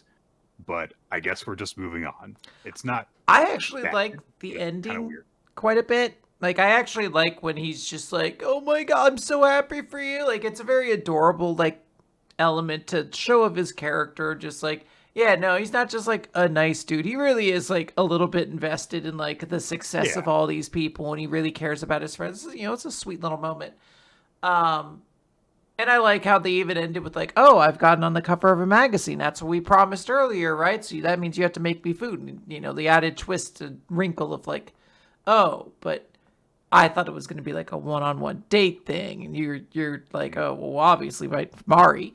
But the beginning just doesn't really connect to that point. And he said like it's just very spontaneously. It's like, "Oh, by the way, there's a contest in the magazine. I'm going to find out the results today. I won." And you're like, I guess I don't know if that was like the best way to do that particular story, but I wonder if it has to do with like there was just maybe there was either no thought given to having that be a source of like tension or importance, or it was like I just can't think of anything. So I'm just going to just speed by it and just have it happen so that we can get to the actual results, which admittedly the story is about Iomori's, relationship with these girls. It's not as much about their own endeavors. We have seen, for example, like stuff with Himari's career and everything. We don't see any of her struggles in her career. We see like her career is happening while the stuff with her relationship is going on. So I understand not having like it be any form of like story arc of like, oh, is Kanna gonna win the thing? But it was just a weird, I think, call to have it be like, oh, it's this big deal, and then 3 pages later, I got it. It's just, all right, sure. Yeah. But all right, let's move on to Sid Craft. Nick, this is case 17. The noble daughter author has another chance encounter at a certain meeting. Another? Yep. What a great title. Hey, it's Miss Leviolin, but as we know her, it's Elio, last name, don't care. And we find out her editor is named Nina, because every series needs to have a Nina that we are going to forget the name of, but someone will remind us of when we're like, what's the name of Nina's friend, right? Yeah, I'm like, what's the name of fucking Elio's editor? And that's when Irigre will come in and be like, Nina, and I'll be like, yeah, thank you. Elio is going to be doing a signing today. They were kind of arm twisted into this. We get a little description saying like, oh yes, the assistant to the great detective Elio lives 2 lives, one as Elio the assistant, the other as the best-selling romance novelist Leviolin. And there are a ton of people here. We see a giant line of people, and they're all just fans. They're talking about the series, being like, oh, I love this. I love all these things, And Elio's kind of cautiously watching, like, oh, God, there's so many people. I hope no one I know is here. And then there's a shot of Sid Craft talking to Mr. Luch, and he's like, oh, yeah, I can't wait for the event today. And she's like, God, the one fucking person I don't want to be here is here. So she is confused. She's like, I thought he had no interest in romance novels. What's going to happen? She, of course, goes into her, like, sort of cockney. She's like, I let my bloody guard down, I did. But she's, pulls it back. She's like, all right, just calm down, think.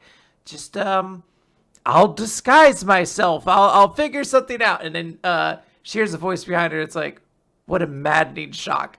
And it's Lulu. And Lulu immediately clocks. She's like, wait, Miss Leviolin is really you, Miss Elio? And Elio's like, why are you here too? Is my secret identity just screwed at this point? So Lulu starts trying to do the math at this point and is like, okay, she's in love with him and he really respects her work, but they're the same person. He doesn't. Fuck, this is gonna screw up my entire plan. This is like a super romantic thing you guys have going on right now. So she kind of like leaves because she's got to figure this out now. And that's when Sid Grafs gets to come in and he gets to be like, what a fine day to meet your acquaintance, Madden. And he looks at her and he's like, oh, wait, you're the young miss who I saw the other day who gave me that assistance in town. And she's like, oh, phew, okay. He doesn't remember who I am. But he's like, look at her. He's like, I've had this on my mind since I saw her. She really kind of does resemble Elio to a certain degree. I mean, more than that, it's like they're practically... And he starts to ask something. He's about to be like, are you Elio? And she starts freaking out. But suddenly, they hear Elio's voice. And it's someone talking to Lulu. It looks like Elio. They got the hat on, everything like that. And they're like, heck of a coincidence bumping into you. So Sid's like, of course, just a coincidence. And that was Nina, dressed up as Elio, and Lulu was doing the voice. So I guess that just ends that element of this plot dynamic. There will no longer be a concern of why isn't Elio where Leviolin is at any point in time. So she signs an autograph. Sid's being very cautious. He's asked, like, do you like romance novels? He's like, I would give my life for them. But he's like, oh, no, I'm just a passing fan. I only indulge in them a little bit. And Elio just admits, she's like, oh, then I should let you know, I'm considering quitting writing. And this is, of course, a very big shot to Sid. He's so curious. Why? And she's like, I don't really have anything else to write about. And I've been getting a lot of harassing letters and kind of just want to bow out of it. And she thinks to herself, also would let me spend more time around you.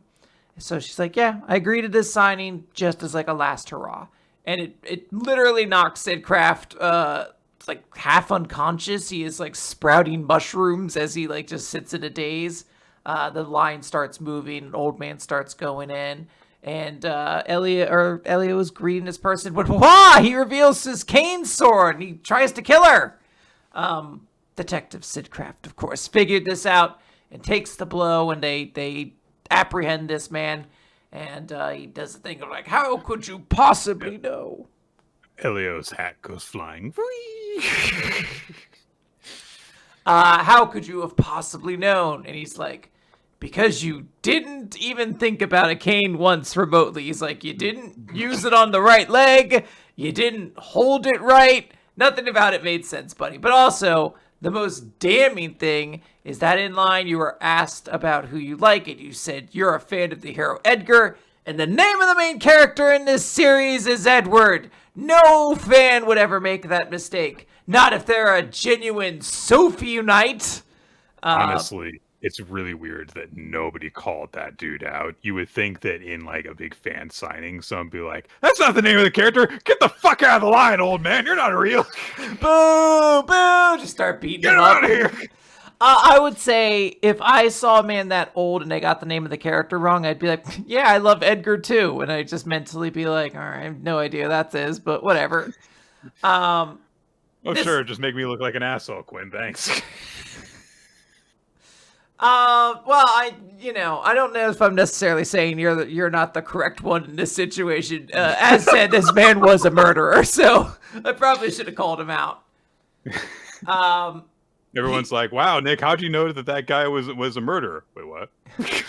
You're like, I don't know. He's a fake fan. I just assume he's everything else that's awful. Honestly, I just hate other people in general, and I'm always looking for an excuse to hate them. The old man says, it's annoying to see a novelist sell more than me. That's why I've been sending her all those letters. So I guess we've wrapped up that plot line as well. But Sid Kraft says, I will not let you interfere with her. She is an irreplaceable woman that I revere more than anyone else in this world. I will give my life to protect her. If you want to kill her, you'll have to kill me first. And the entire time, Elio has been getting more and more nervous. This is like a proclamation of love. She is naked in the next panel for some reason because she is. She gets Shokugeki no Soma. Just she like is so overwhelmingly horny at this proclamation that she just is imagining her clothes are just off at this point.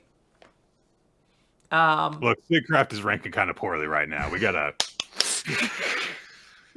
Sometimes it makes it work. I don't know. And sometimes it saves a series. It's kind of a double-edged sword because the people voting in have to do it with one hand, but sometimes it pays off. He couldn't wait until afterwards. What? Fair enough. Sid, of course, though, cannot actually admit his feelings here. He finishes, or at least that's what the real Sofa Knights here would say. Isn't that right, Mr. Luch? And he's like, yes, indeed, indeed. Everyone's agreeing. They're like, yeah, we all love Miss Olin. She's the best. Nina comes in and is like, oh my gosh, I'm so sorry I put you guys through this horrible ordeal. I never thought your final signing would turn out this way. And they look over, and Elio is like, she has like a power aura. She's writing all these lines. One of the pages flies by Nina, and she reads it in the next panel without any movement or anything. She is just like shooting out tears. She's like, this is so emotional. Let's use this for the next novel, everything like that. And she's like, wait a minute. Could this man be Miss Levy's like creativity? Hey, Mr. Sid, would you mind courting Miss Levy?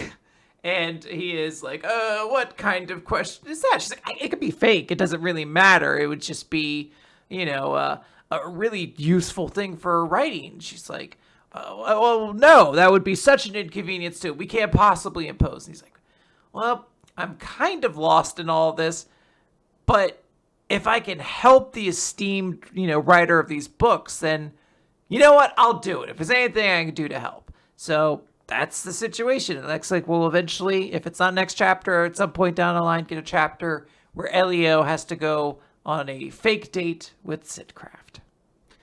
Yeah, this is a weird turn of events to have here. I feel like Taichi Susu is like, yeah, that whole thing about being the assistant stuff, I can't, it's dry. The well's dry. I can't think of any more tantalizing ways to have that lead to romantic situations, so they're fake dating now. Yeah, there's a lot of like trying to... it feels like there's a lot of trying to like revitalize this series, like give it like a new fresh coat of paint or new breath of fresh air. Between that and like fine, I'll put Souffle in girlier clothes and everything. I will say I actually quite like the character of Nina in terms of she'll just do whatever in order to help out Elio. She's like, yeah, I will, disguise myself as like the male equivalent of you in order to throw stuff off. I don't even know if she knows why she's doing it. She's just like, yeah, my author needs some help out here. I will do it. Comes up with this plan in order to throw it together. It's like, hey, it helps her to write. She just is like doing the thing that, a good manager or publisher does. And I kind of appreciate that. She kind of has a very plain design. So I don't expect her to show up very often. But I like the stuff that she does. Yeah, no, I agree. I think it's some interesting stuff. You could do something with her as a character. Ultimate Exorcist Kiyoshi. It's chapter 37, Baby Driver. Well, Kiyoshi's a baby, Quinn, and we're gonna have to deal with the long-standing consequences of that. Here we go. So. Sosuke is dealing with baby Kiyoshi and is like baby talking to him, giving him uppies, putting him on a swing, and then it's like, what am I doing? How did this happen?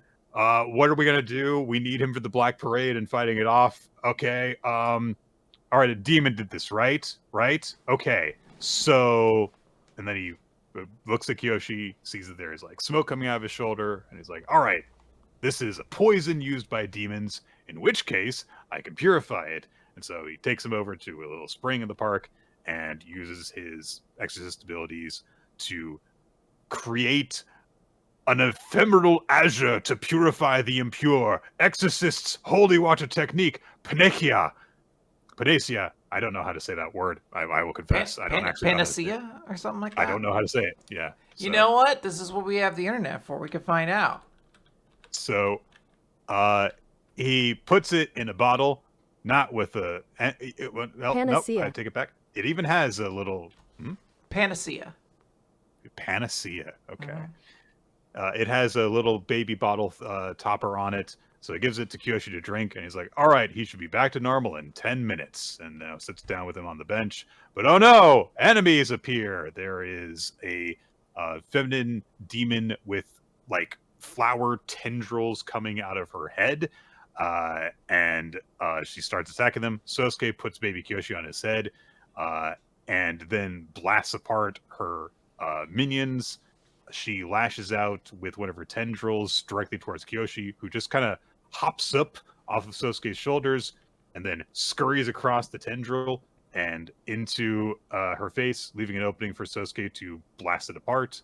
And more demons show up. Sosuke beats them off screen. Kiyoshi wakes up. We are 8 pages into the chapter, so he's normal. It is a very interesting thing that it feels like they set up a really fun premise where Sosuke would have to do a fight while protecting baby Kiyoshi, and instead he's like, actually, this is no inconvenience at all, and I win. And I'm like, okay, yeah, I guess, I guess that's fine. I'm still trying to figure out how Ultimate Exorcist Kiyoshi is going to, like, pace itself going forward, but I had fun.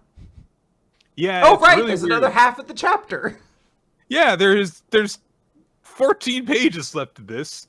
So there is a brief awkward moment of Kiyoshi being like, oh, thank you. Oh, wait a minute. I feel like I vaguely remember how you were behaving towards me when I was a baby. That's weird. Yeah. Anyway, another enemy shows up. I don't think, Nick, let's say you got bit by an ant. It's like a special ant. This one doesn't kill you. Instead, it turns you into a baby. And I have to, like, protect you for, I guess, from the rest of the ants. I don't know how I'm going to, but let's say I can. I would talk to you as though you were a baby. I would hope you'd be able to protect me from ants, Quinn. Well, Nick, I don't know if you've read the short story Again versus the Ants. They ate a horse in that. So, I mean, sometimes you can't stop them for what they want to do. Yes, you can. Not all the time. Hey. Not the ones in Again versus the Ants. They rode the corpses of their dead friends to cross a moat. Okay? That's loyalty. Did they come up against roach spray? They come up against fire. Okay, but is that roach spray? I guess not, Nick. I guess you can stop the... Did they come up against a bunch of Kleenexes? A shoe? Well, if I could reiterate the point about the horse... Water... The point is, Nick, if you were a baby, I would speak to you like a baby. You just have to. You just naturally. You're like, it's a baby. Unless you respond back to me, you're like, Quinn, I'm a full-grown adult in a baby's body, or whatever. Like, I sound older than I know. It turns out I'm actually the baby from Benjamin Button. Your voice actually went higher during puberty. Like, it was. That's right. We're gonna. In another 20 years, I'll sound like this all the time. Yay, everybody, it's manga, yay. Anyways, I don't think it's weird. Yeah. All right, a demon lord, the guy with the messed up fucking mouth shows up. Looks like he's got ice powers, and he is facing off against both Sosuke and Kiyoshi. Meanwhile, another demon, Mukurojima, is collecting exorcists and tossing them in a bag because he is a science freak. He's the Mayuri of this team, I guess. And he's like, yeah, I'm gonna go experiment on people. Ooh. But one of the ones that he's tossing in a bag is still alive, and he's like, oh, well, okay, I'll drain his blood then. And then gets blown up from behind. Ow! He says ow, just like that. Mm-hmm. Whirls around, and hey, it's Mr. Sakaki, and he is looking all cool, and he's smoking a cigarette the way that cool people do. Don't smoke. So Mukurojima is like, oh, it's been so long, and I have missed you. Well, just stop that. Sakaki says he has a question for Mukurojima, and he says, you're the one who turned Yuta, aren't you? And Mukurojima says, well, I don't remember any Yuta.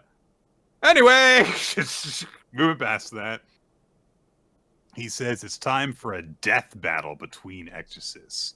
I got a hold of some new material to make zombie exorcists. The bag is gone. Hey! So Sakaki gets the other exorcists away from him, and then he summons High Stakes and says, "You're the only one I won't forgive. I'll exorcise the hell out of you." So Mukurojima, seeing that he is outnumbered, calls for reinforcements and summons the 10th Demon Lord Ungashi and 9th Demon Lord Agashi to defend him. And he says, "Yeah, you guys kill Sakaki, you'll get a promotion, it'll be great." And Sakaki says, "What a waste." Flicks his cigarette up into the air, rolls for high stakes ability. He rolled a high of 4, so he summons Tetra Speed Iron Fan, and, well, those Demon Lords are dead. Yep. He cut them into pieces, they're done. And then he catches his cigarette as it falls down from after he flicked it up, because he's super cool. Because that's what a cool person would do. Guys, you can only do cool shit like that if you smoke a little bit. Stop! Don't! Just a little bit. It's only good if you do it a little bit. Like there's an immediate drop off after the first little bit. Cigarettes, famously a thing you could do just a little bit of. You can so easily stop yourself after the first bit. It's a thing you can just easily kind of start and stop. Famously. Sakaki says, "Come at me, you despicable filth," and that is our chapter. As Mukurojima says, "You're the one I want most of all." He's really, really, really ecstatic about acquiring Sakaki's corpse, it sounds like. Seems that there is some history between these two guys. Yeah, makes sense why we get that. As said before, cool chapter. I like where this is necessarily going. I do think it was kind of weird to get like the cliffhanger of last chapter if we weren't really going to go a lot of places with it. But like, all right, I guess this is to explain why Sosuke and Kiyoshi are basically going to be in the same place right now and maybe have like a joint fight of some kind. Yep. In the meantime, we have Marriagetoxin, Nick, chapter 121. Yes. And the fight is continuing with Chinatsu defending Kirito as he does tempering for his battle. Gero says, like, "Okay, guys, I'll back you up," because he's, dealt with all the guys outside. They're done. He's beaten them all. But Kirito comes to, and he just full baseball throws Nabe at Gero and is like, "Yeah, take care of her, please." And Gero catches her, so now he's carrying 2 people, her and Kinosaki. Kirito gets to fighting with, you know what? Kirito hasn't memorized this guy's name, so I am not going to. I wouldn't bother, yeah. Just be like, jerk dude, black sword guy. Jerk dude, black sword guy. And Kirito says that by defeating him, his skills will go one step further. They go to clash blades, and this time Kirito manages to counter the attack, and it reveals that the katana that he is wielding actually is made up of many segmented parts, allowing this blade to, bend around things as needed. Kirito says, "I figured out your trick. You don't have a secret technique. It's all in that toy. Recognizes the patterns in my swordsmanship, then shifts its form and balance to automatically deliver the perfect counter. But now that I understand it, disrupting it is simple. I just need to add a bit of noise to my movements before I strike. And in doing so, the weapon will not be able to recognize his fighting pattern. He can defeat it." But the guy says, "It's not a toy! Fuck you!" When we got kicked out of the Iron Clan, we lost everything, and that person gave us this gift, a special sword that learns and grows stronger on its own, a power that gives hope to the broken and empty. And Gero realizes, oh, so me and Akakura didn't struggle against it because it didn't have any combat data on us before. Okay.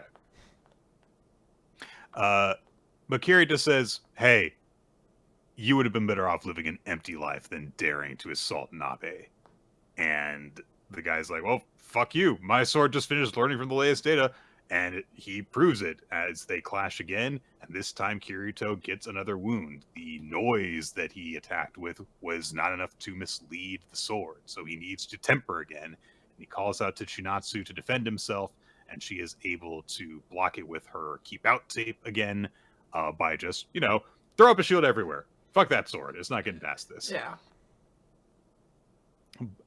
And we are told, Akakura is totally in sync with Kirito. I mean, sure. I guess she jumped in to defend him when he said so. Yeah, I guess, and did the same attack she did last time. Like it's the same. It's the same like spread out thing. I don't know. This was like a weird chapter where I feel like we're being told there's a lot of chemistry between Kirito and Chinatsu, and I'm like, I don't see it, but I guess. Kiyoshi gets in Gero's ear and is like, "You might be in trouble here." But the guy this time just stabs Kirito through the police tape, so that, didn't work anyway.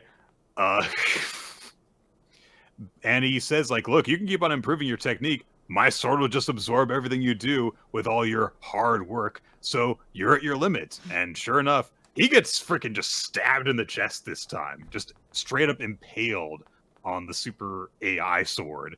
And he says, you guys think your tempering is superior, but now you're getting wrecked by a guy who hasn't done a lick of it. It's unthinkable, right? My weapon's crazy.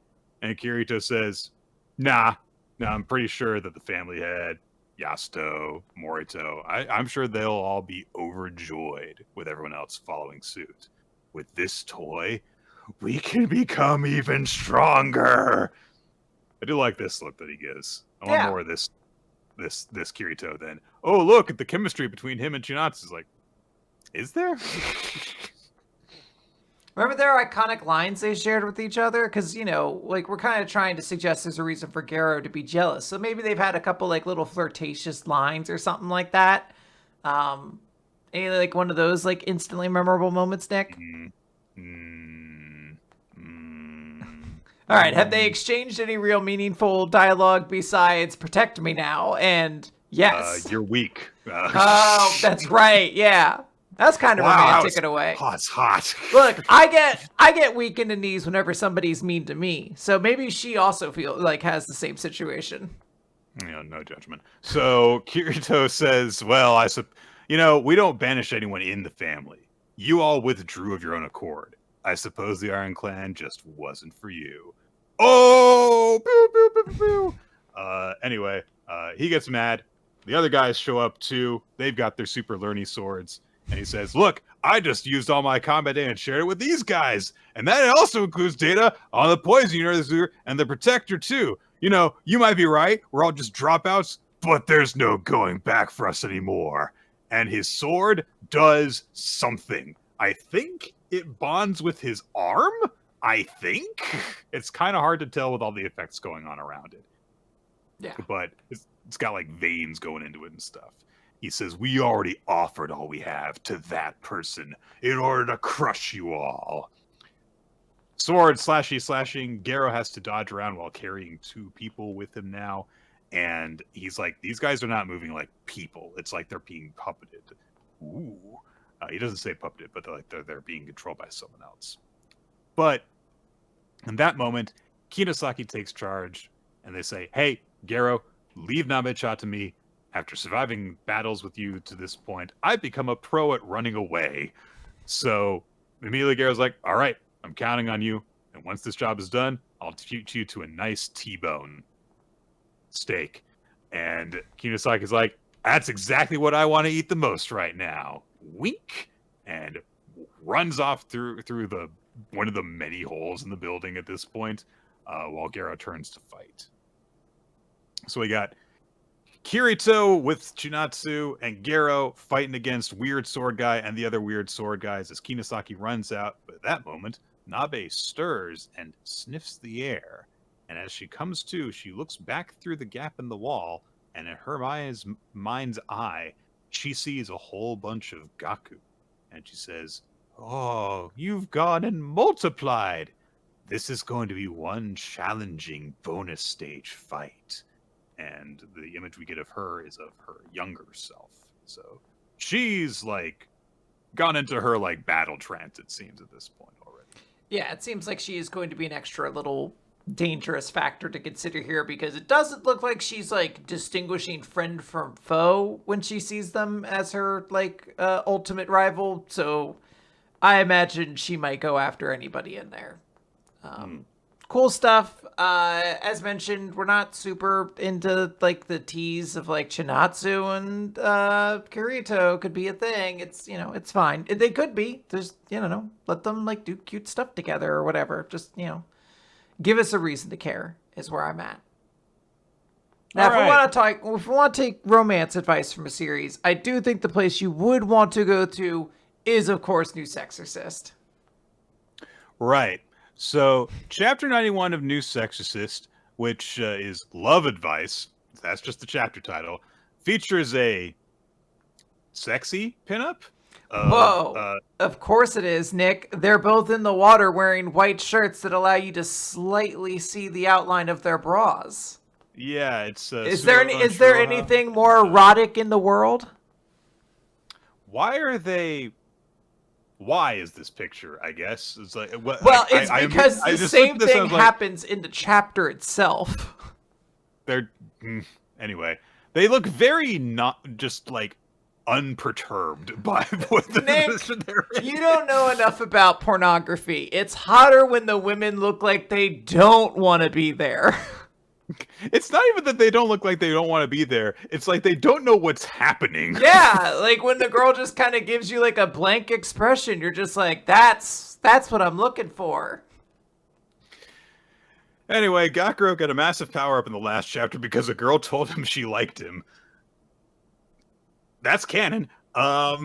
And we get, what is it, Kathy, I think, saying like, wow, look at all that latent ability. And all she did was tell him she liked him. And we get, again, Nue saying like, you get it, we gotta get someone who is closer to Gakuro than just a companion in order to give him something to protect and make him stronger.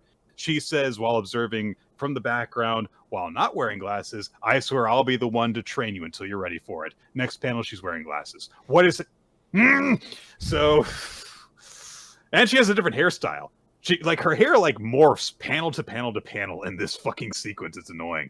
So, she says, I believe in you, Gakuro. Immediately, Gakuro's like, oh, no! Oh, was she joking? Oh, Mitsuji-Tattoo. Oh, it's fine. It's fine. It's all fine. It's okay. It's okay, Gakuro. You're gonna be fine. It's not like, I don't know. Yeah, so... Anyway, Nue pulls Gakuro aside later on, and she says, ask the people around you for love advice. Huh? And she says, well, look, Gakuro, your self-confidence is far too low. He needs to hear this, yes. So she says, if you're not going to find a good answer for your situation while you're just worrying. And Gakuro's like, I just really don't think I'm worthy of either of the girls who said they love me. And God. So Nue says, well, everyone feels that way at least once. These people are all older than you. Talking to them might help you figure out how to handle this. I mean, not all of them are older than you. Like, there are people around who are... Never mind. So Gakuro's like, okay, I guess I should start with you. And Nue's gone. He's like, no, I'm not going to help you. And she says, like, it's important to focus on this. The first person that Gakuro goes to is Morioki. Quinn, you need to punch me in the face because I actually thought this sequence was really fucking funny. All right. I thought this was actually really funny. Back up, Nick. No, I would never. No, this bit's fine. I don't know why we repeated it later, but it's like a funny bit. Yeah, so Gakuro like explains the situation to Morioki off screen. He's like, okay, well, love is key for your growth. And he's like, yeah, I want to be like worthy of you, someone who can like confidently answer their feelings. And Morioki says, well, I don't know much about romance, but I've read quite a bit of love-centric manga, and I have studied. And I present Smexy Juice 100%. The protagonist of this manga is in a situation very similar to yours. I think it might be a good reference for you, so I bought the whole series for you. Yeah, he says it's 61 volumes. Well, that's the thing. He's not. Nue comes in and she's like, did you just buy him an extremely long series to fucking ruin his ability? And I kind of like the idea. He was like, I mean, yeah, I don't actually like you guys. Like, I believe I'm still a prisoner here. So Nue scolds him and is like, did you just do this to waste our time? You disappoint me. Go home. And Morioki's like, just gets up and leaves. He doesn't say anything. So Gakuro's like, all right then, Nue, you can talk to me. Kathy is next. No. For some reason, Kathy is drunk. And she said, oh, just try going out. It'll be great. Immediately, Hakataku is also there. Remember Hakataku? She is here too. She and Kathy are both there. They're both drunk. Hakataku's like, yeah, you gotta check if the sex is good. Nue throws them both out the window. It's still good. I still like that. Yeah, It's like, no, you're useless. It's not helpful. Then Heiichi shows up and there we go. Oh no, she just presented to shoujo manga, Glass of Persona. And that's it. That's the only reference she has. Apparently, she's not actually trying to sabotage him like Moroyoki is. Yeah, she's just an idiot, I guess. I guess. So afterwards, Gakuro is walking with Nue down the hallway, and she's like, well, I guess that was not helpful to you at all. And Gakuro says, yeah, I want to face them properly and become someone who's worthy, and that means I can't take advantage of kind advice. What? What does that mean? I mean, like, you could take advantage of good advice, whatever. So, Nue says, okay, well, I don't really have anyone else that you could talk to. You want to keep going? And Gakuro says, well, I haven't talked to the most reliable person yet. And he goes and talks to Suo. All right, so you're an idiot, Gakuro. You can't even remember the thought that you had, so fine. So he goes to Suo. Because, she is a trusted senpai who can give him advice, right? So he approaches her with that, and she's like, blah. And Gakuro says, well, to me, you seem like a representative for all girls. Don't tell someone that. So I wanted to get your opinion because you are a female, and I want to be somebody who's worthy of the two who said they love me. Please help me, woman. And so I was like, what? Fucking this guy? What the fuck? And she's like, wait a minute. Two? I mean, I saw Shiro talking to him. Somebody else confessed her love too? God damn it. So he's like bowing to her, like, please help me. And she's like, what? Oh, come on, Gakuro. Things happened with me too, remember? Remember the kiss? Remember us being in bed? Come on! You remember us, like, almost dying down in that fucking ruin when you were crushed by, like, a pillar? Like, what is happening? So her response is to grab his cheek and pinch it. And Gakuro's like, what are you doing? I'm punishing you. All right, goodbye. And just walks away from him. Gakuro goes after her, and so she's like, soul armor! And Gakuro's like, what? And so Suo says, what do you mean by a worthy person? Is that more important than thinking of the other person's feelings? And she dashes away with her speed, because she's fast now. Yeah. She's fast. And so Gakuro's like, if that's what she's gonna do, then so will I! Xenodark! What's your plan, Gakuro? What are you gonna tackle her? What are you planning to do? So he surfs after her on his sword, and Suo is like, since I pushed myself yesterday, my hollow weapon can't do much. What did Gakuro do, Suo? He didn't push himself at all, so I guess you're really tired from being the getaway driver. Yeah, I was gonna say, she made a car, and then they left, and she's fucking beat, dude. Like, come on. You gotta let a goat rest every now and then. Suo's like, look, my top came off like 3 times yesterday. I'm just completely useless now. She gets distracted by how fast Gakuro is and doesn't see the end of the hallway coming up and crashes through the window as Gakuro goes, look out!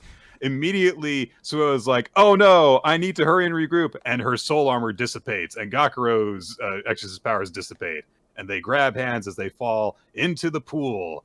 And Gakuro makes sure he falls first as Suo goes, "Hey, don't protect me!" And she's like really indignant about it, it looks like, until they're in the water. And then Gakuro is, like, they're still holding her while they're in the water. And then they come back up, and immediately Suo goes, "Hey, show me your arm." And he's like, oh, okay. And she says, "What are you doing? Why'd you protect me when you're all torn up?" Because, he got beaten the fuck out of yesterday. And Gakuro's like, "Oh, it's fine." And she says, "No, it's not. It's fine. I'm used to it." And Suo goes, "Yajima is always like this." I mean, yes, he is. You're right. He's very stupid. So Suo brings up, we kissed, right? So what happened between us then? Has that not been on your mind at all? And Gakuro says, "I mean, it is, but I didn't want you. I thought it would be weird if I brought it up."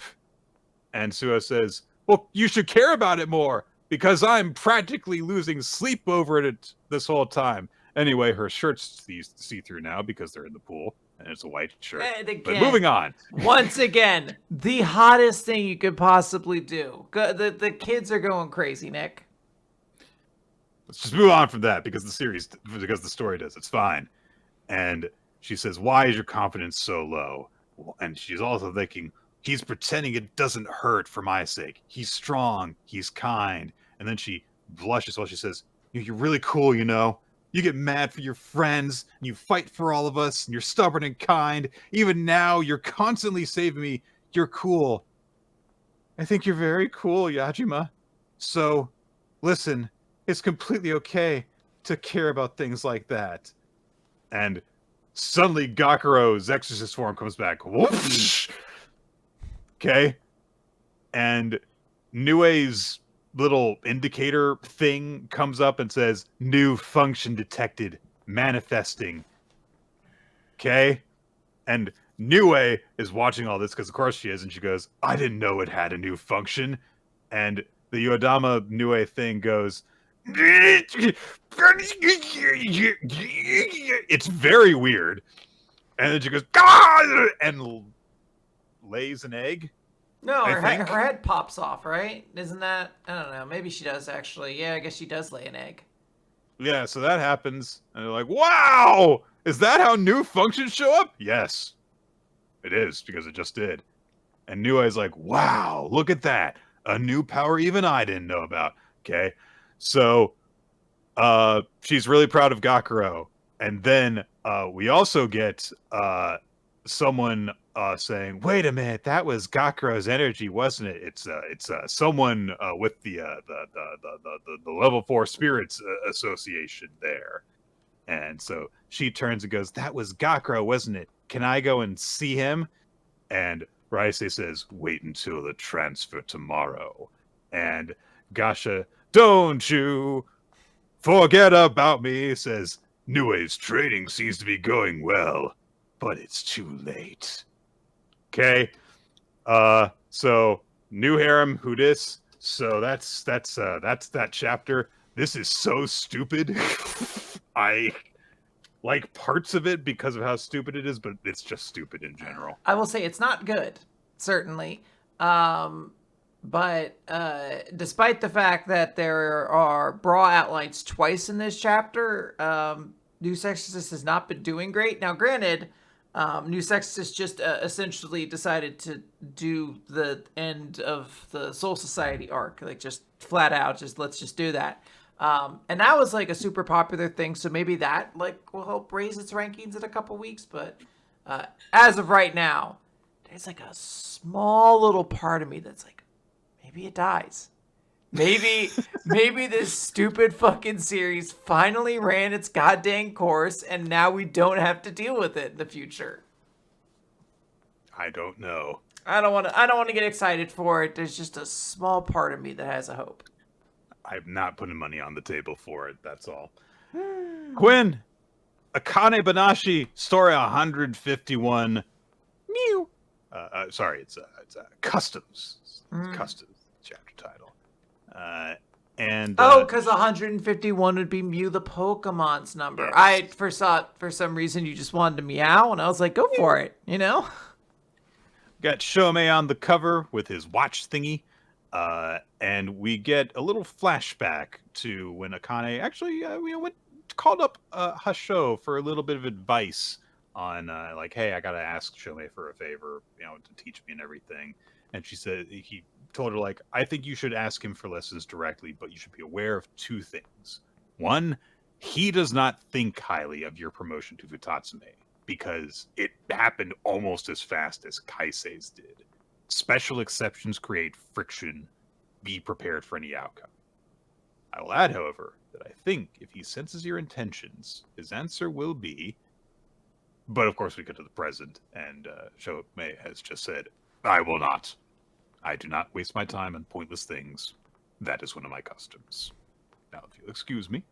And he turns to walk out to go and do his performance, and Akane pauses before he can leave. She says, is it because you don't think highly of me?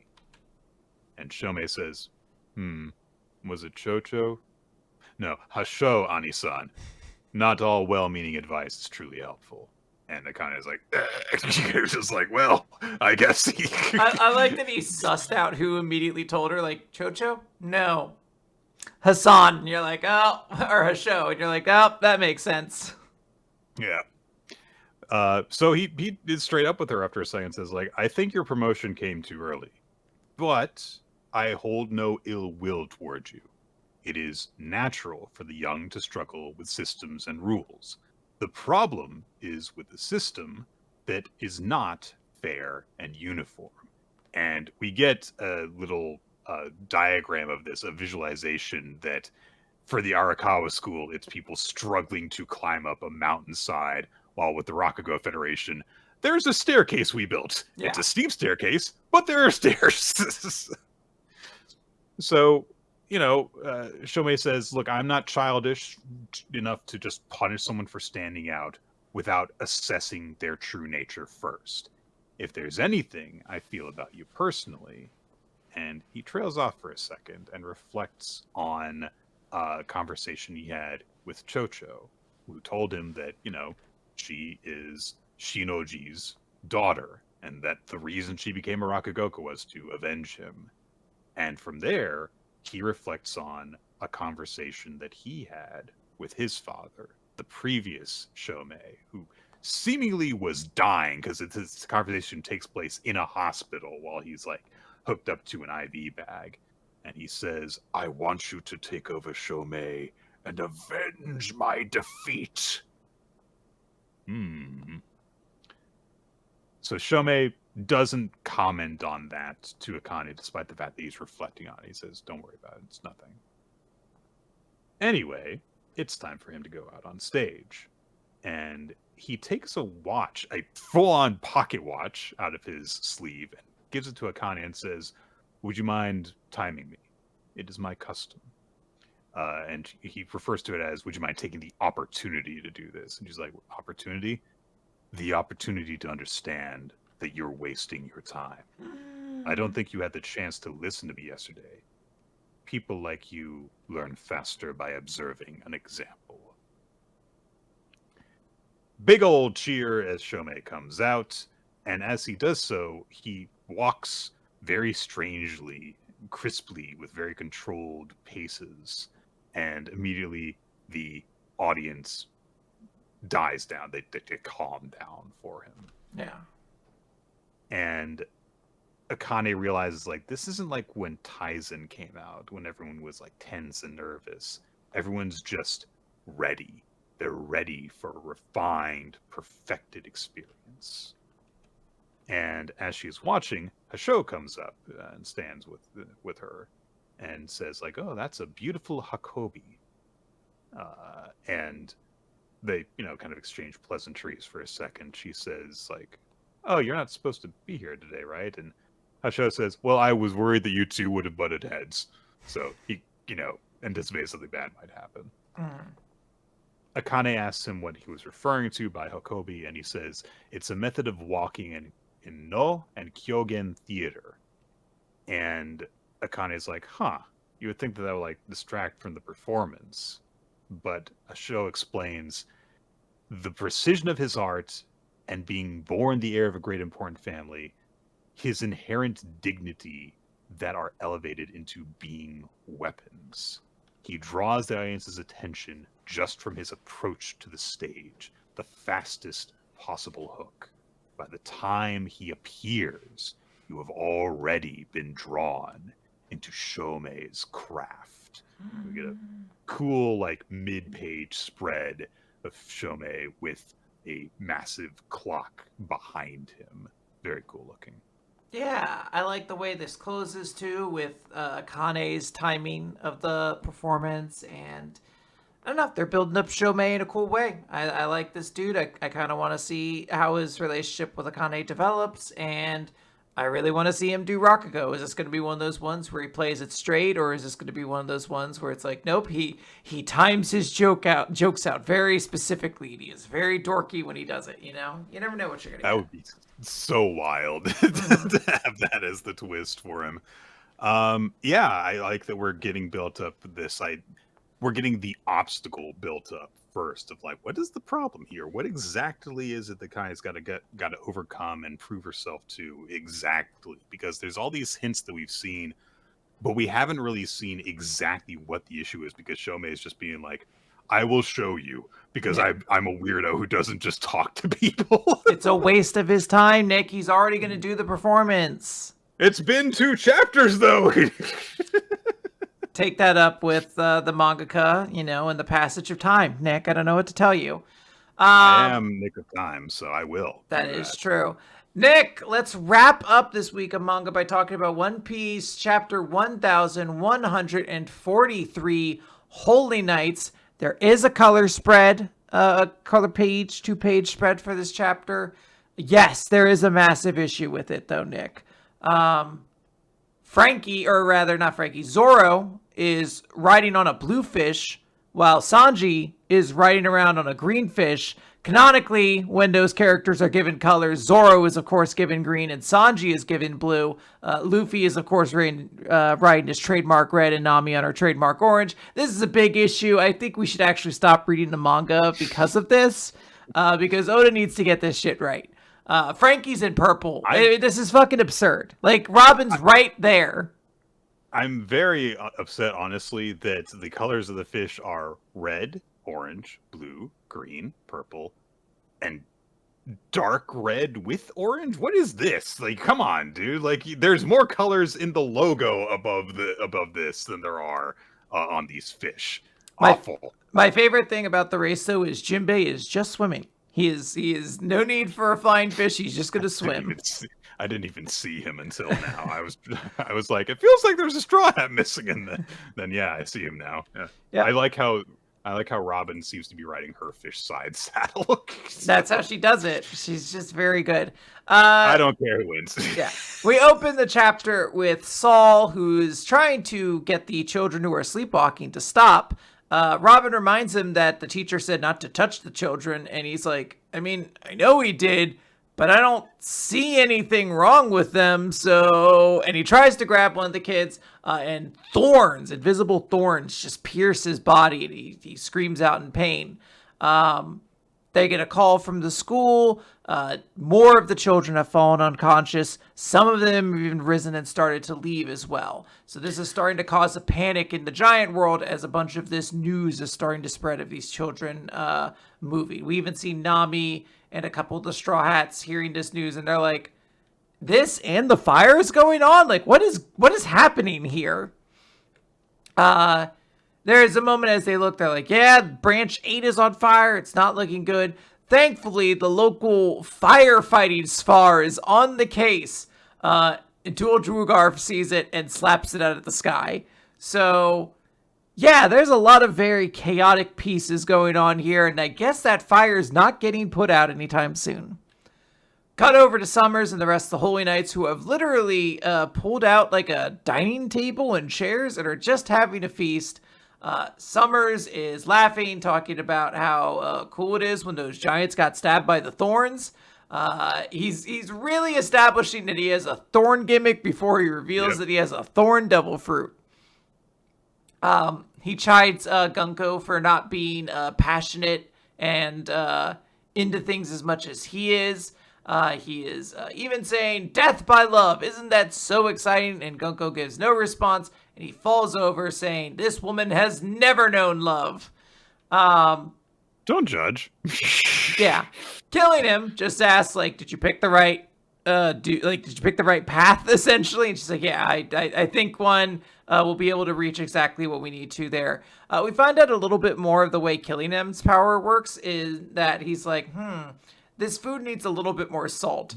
And so Summers is like, salt? Boop, boop, boop, thinks of salt, gets hypnotized, and then the Killing Him just pulls it out of his dream because he is the mythical devil fruit of the Kirin, which is that not also the same one that Yamato has?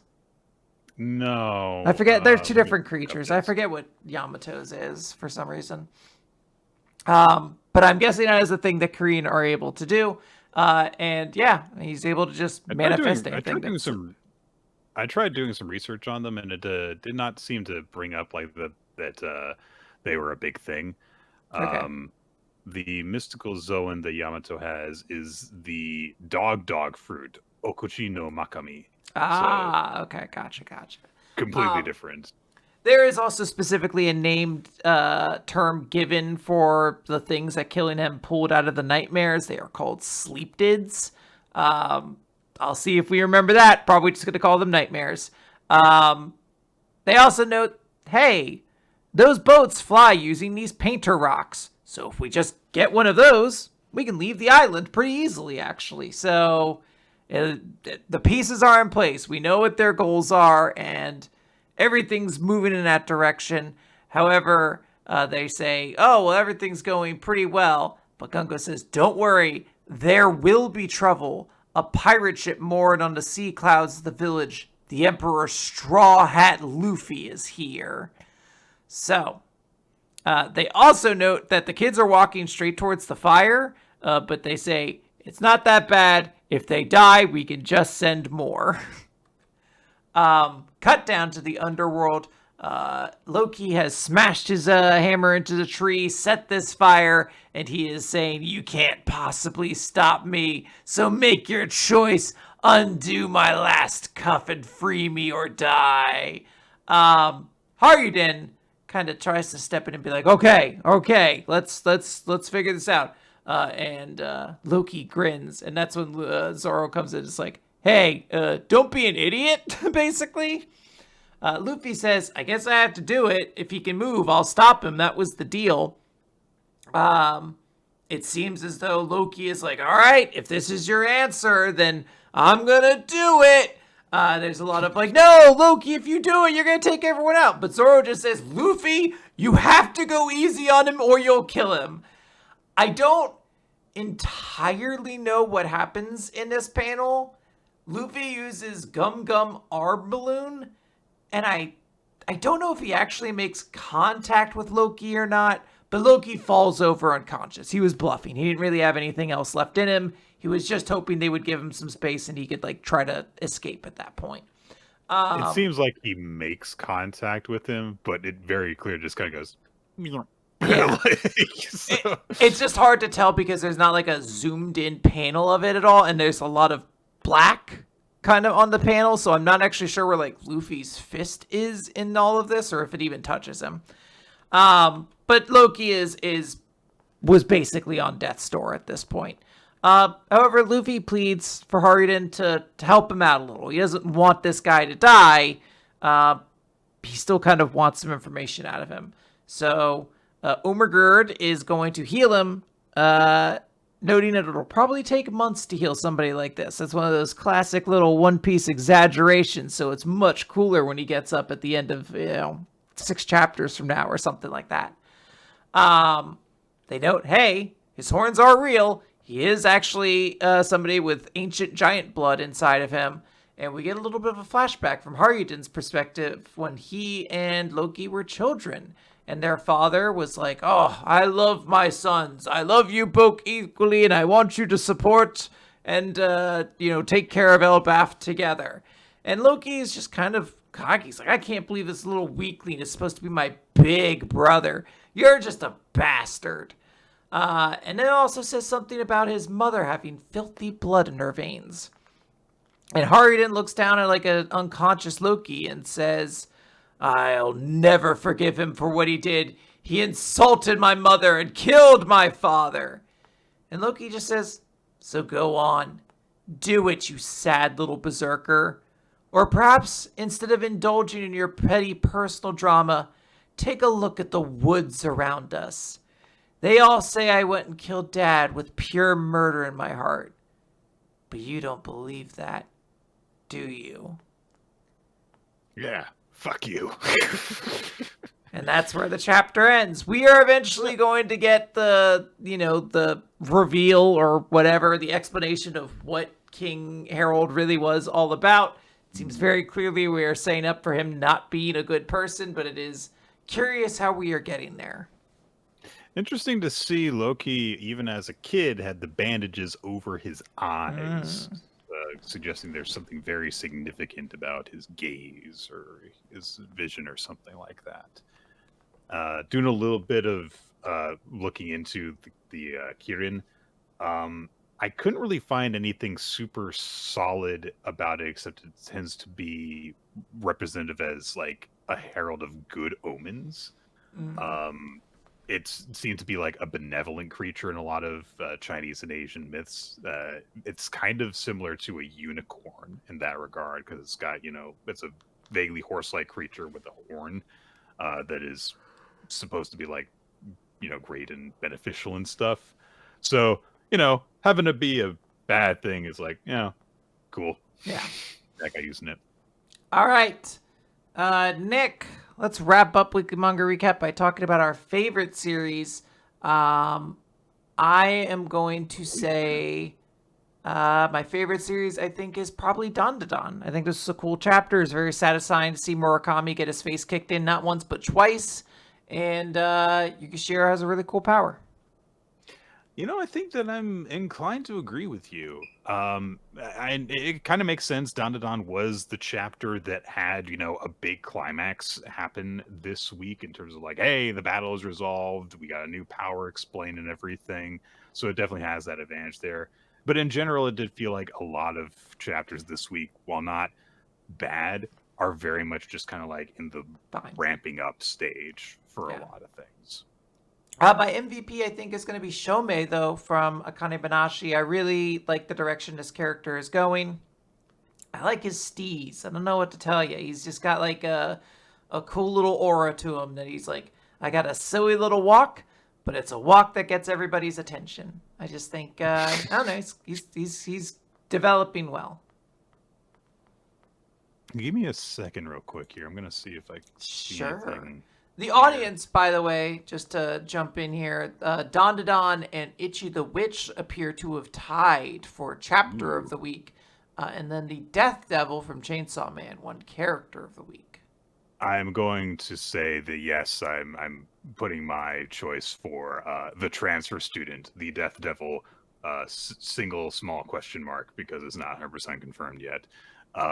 Because that's such a good joke of like, I have analyzed your movements and I'm going to beat you in 3 seconds. It's so good. And she made a really strong impression with that, and then immediately like crying out and stuff. So yeah, that's going to be my character of the week as well. My MVP. Yep. All right. Good stuff, everybody. Thank you for everybody who voted there. Let's wrap this up, Nick. Let's head home. Yeah, well, I am home. If you want I'm not. to... I have to get home soon, too. Or else the curse happens. Oh. Guys, if you want to vote on your favorite character, on your favorite chapter of each week, check out WMR Votes on BlueSky, or check out the Google Doc, which can be linked in the Discord channel. That Discord channel is linked wherever this gets posted, whether that be the audio form on weeklymangarecap.podbean.com or on youtube.com/weeklymangarecap. If you want more Weekly Manga Recap, check out those places, or you can also check out iTunes, Spotify, other podcast feed kind of things. Just search for Weekly Manga Recap. Listen to every episode that we've ever fucking recorded. Go ahead. The video version on YouTube has an opening sequence by Marriagetoxin and Wensleydale Cheddar. Thank you guys for making that for us. Also occasionally features title cards by Steve Man, whose work you can check out by just searching for Steve Man art all over the place. And we want to thank Ninja X3I for helping to keep track of all sorts of things, running the WMR Votes BlueSky account as well. We are also, both of us, on BlueSky. Rolo T, Nick F. Time, and there is a weekly manga recap BlueSky account as well, which Quinn runs. And that is about gonna do it. Indeed. All right. Well, everybody, I hope you had a good time. We're going to head out of here. You guys stay safe. Don't do anything I wouldn't do. And I would do a lot of things. So I guess we should go over the things I don't do. Okay. Don't cross state lines with liquor. That's just that's a dangerous thing to do. Sure. I would say don't start fires unless it's productive. And you can kind of use your own definition for productive, but consider it. Okay. I think that's it. I think those are the only two things I don't do. So all right. Everything else is on the table. That'll be pretty easy then, because I feel like all the fires I start are very productive or destructive, Yeah. Type of person, so you always tell me you love to go to Tesla dealerships and start fires. Thanks everybody for listening, and I hope that you all have a good week. We'll be back here, same Manga time, same Manga channel. Bye-bye. Bye.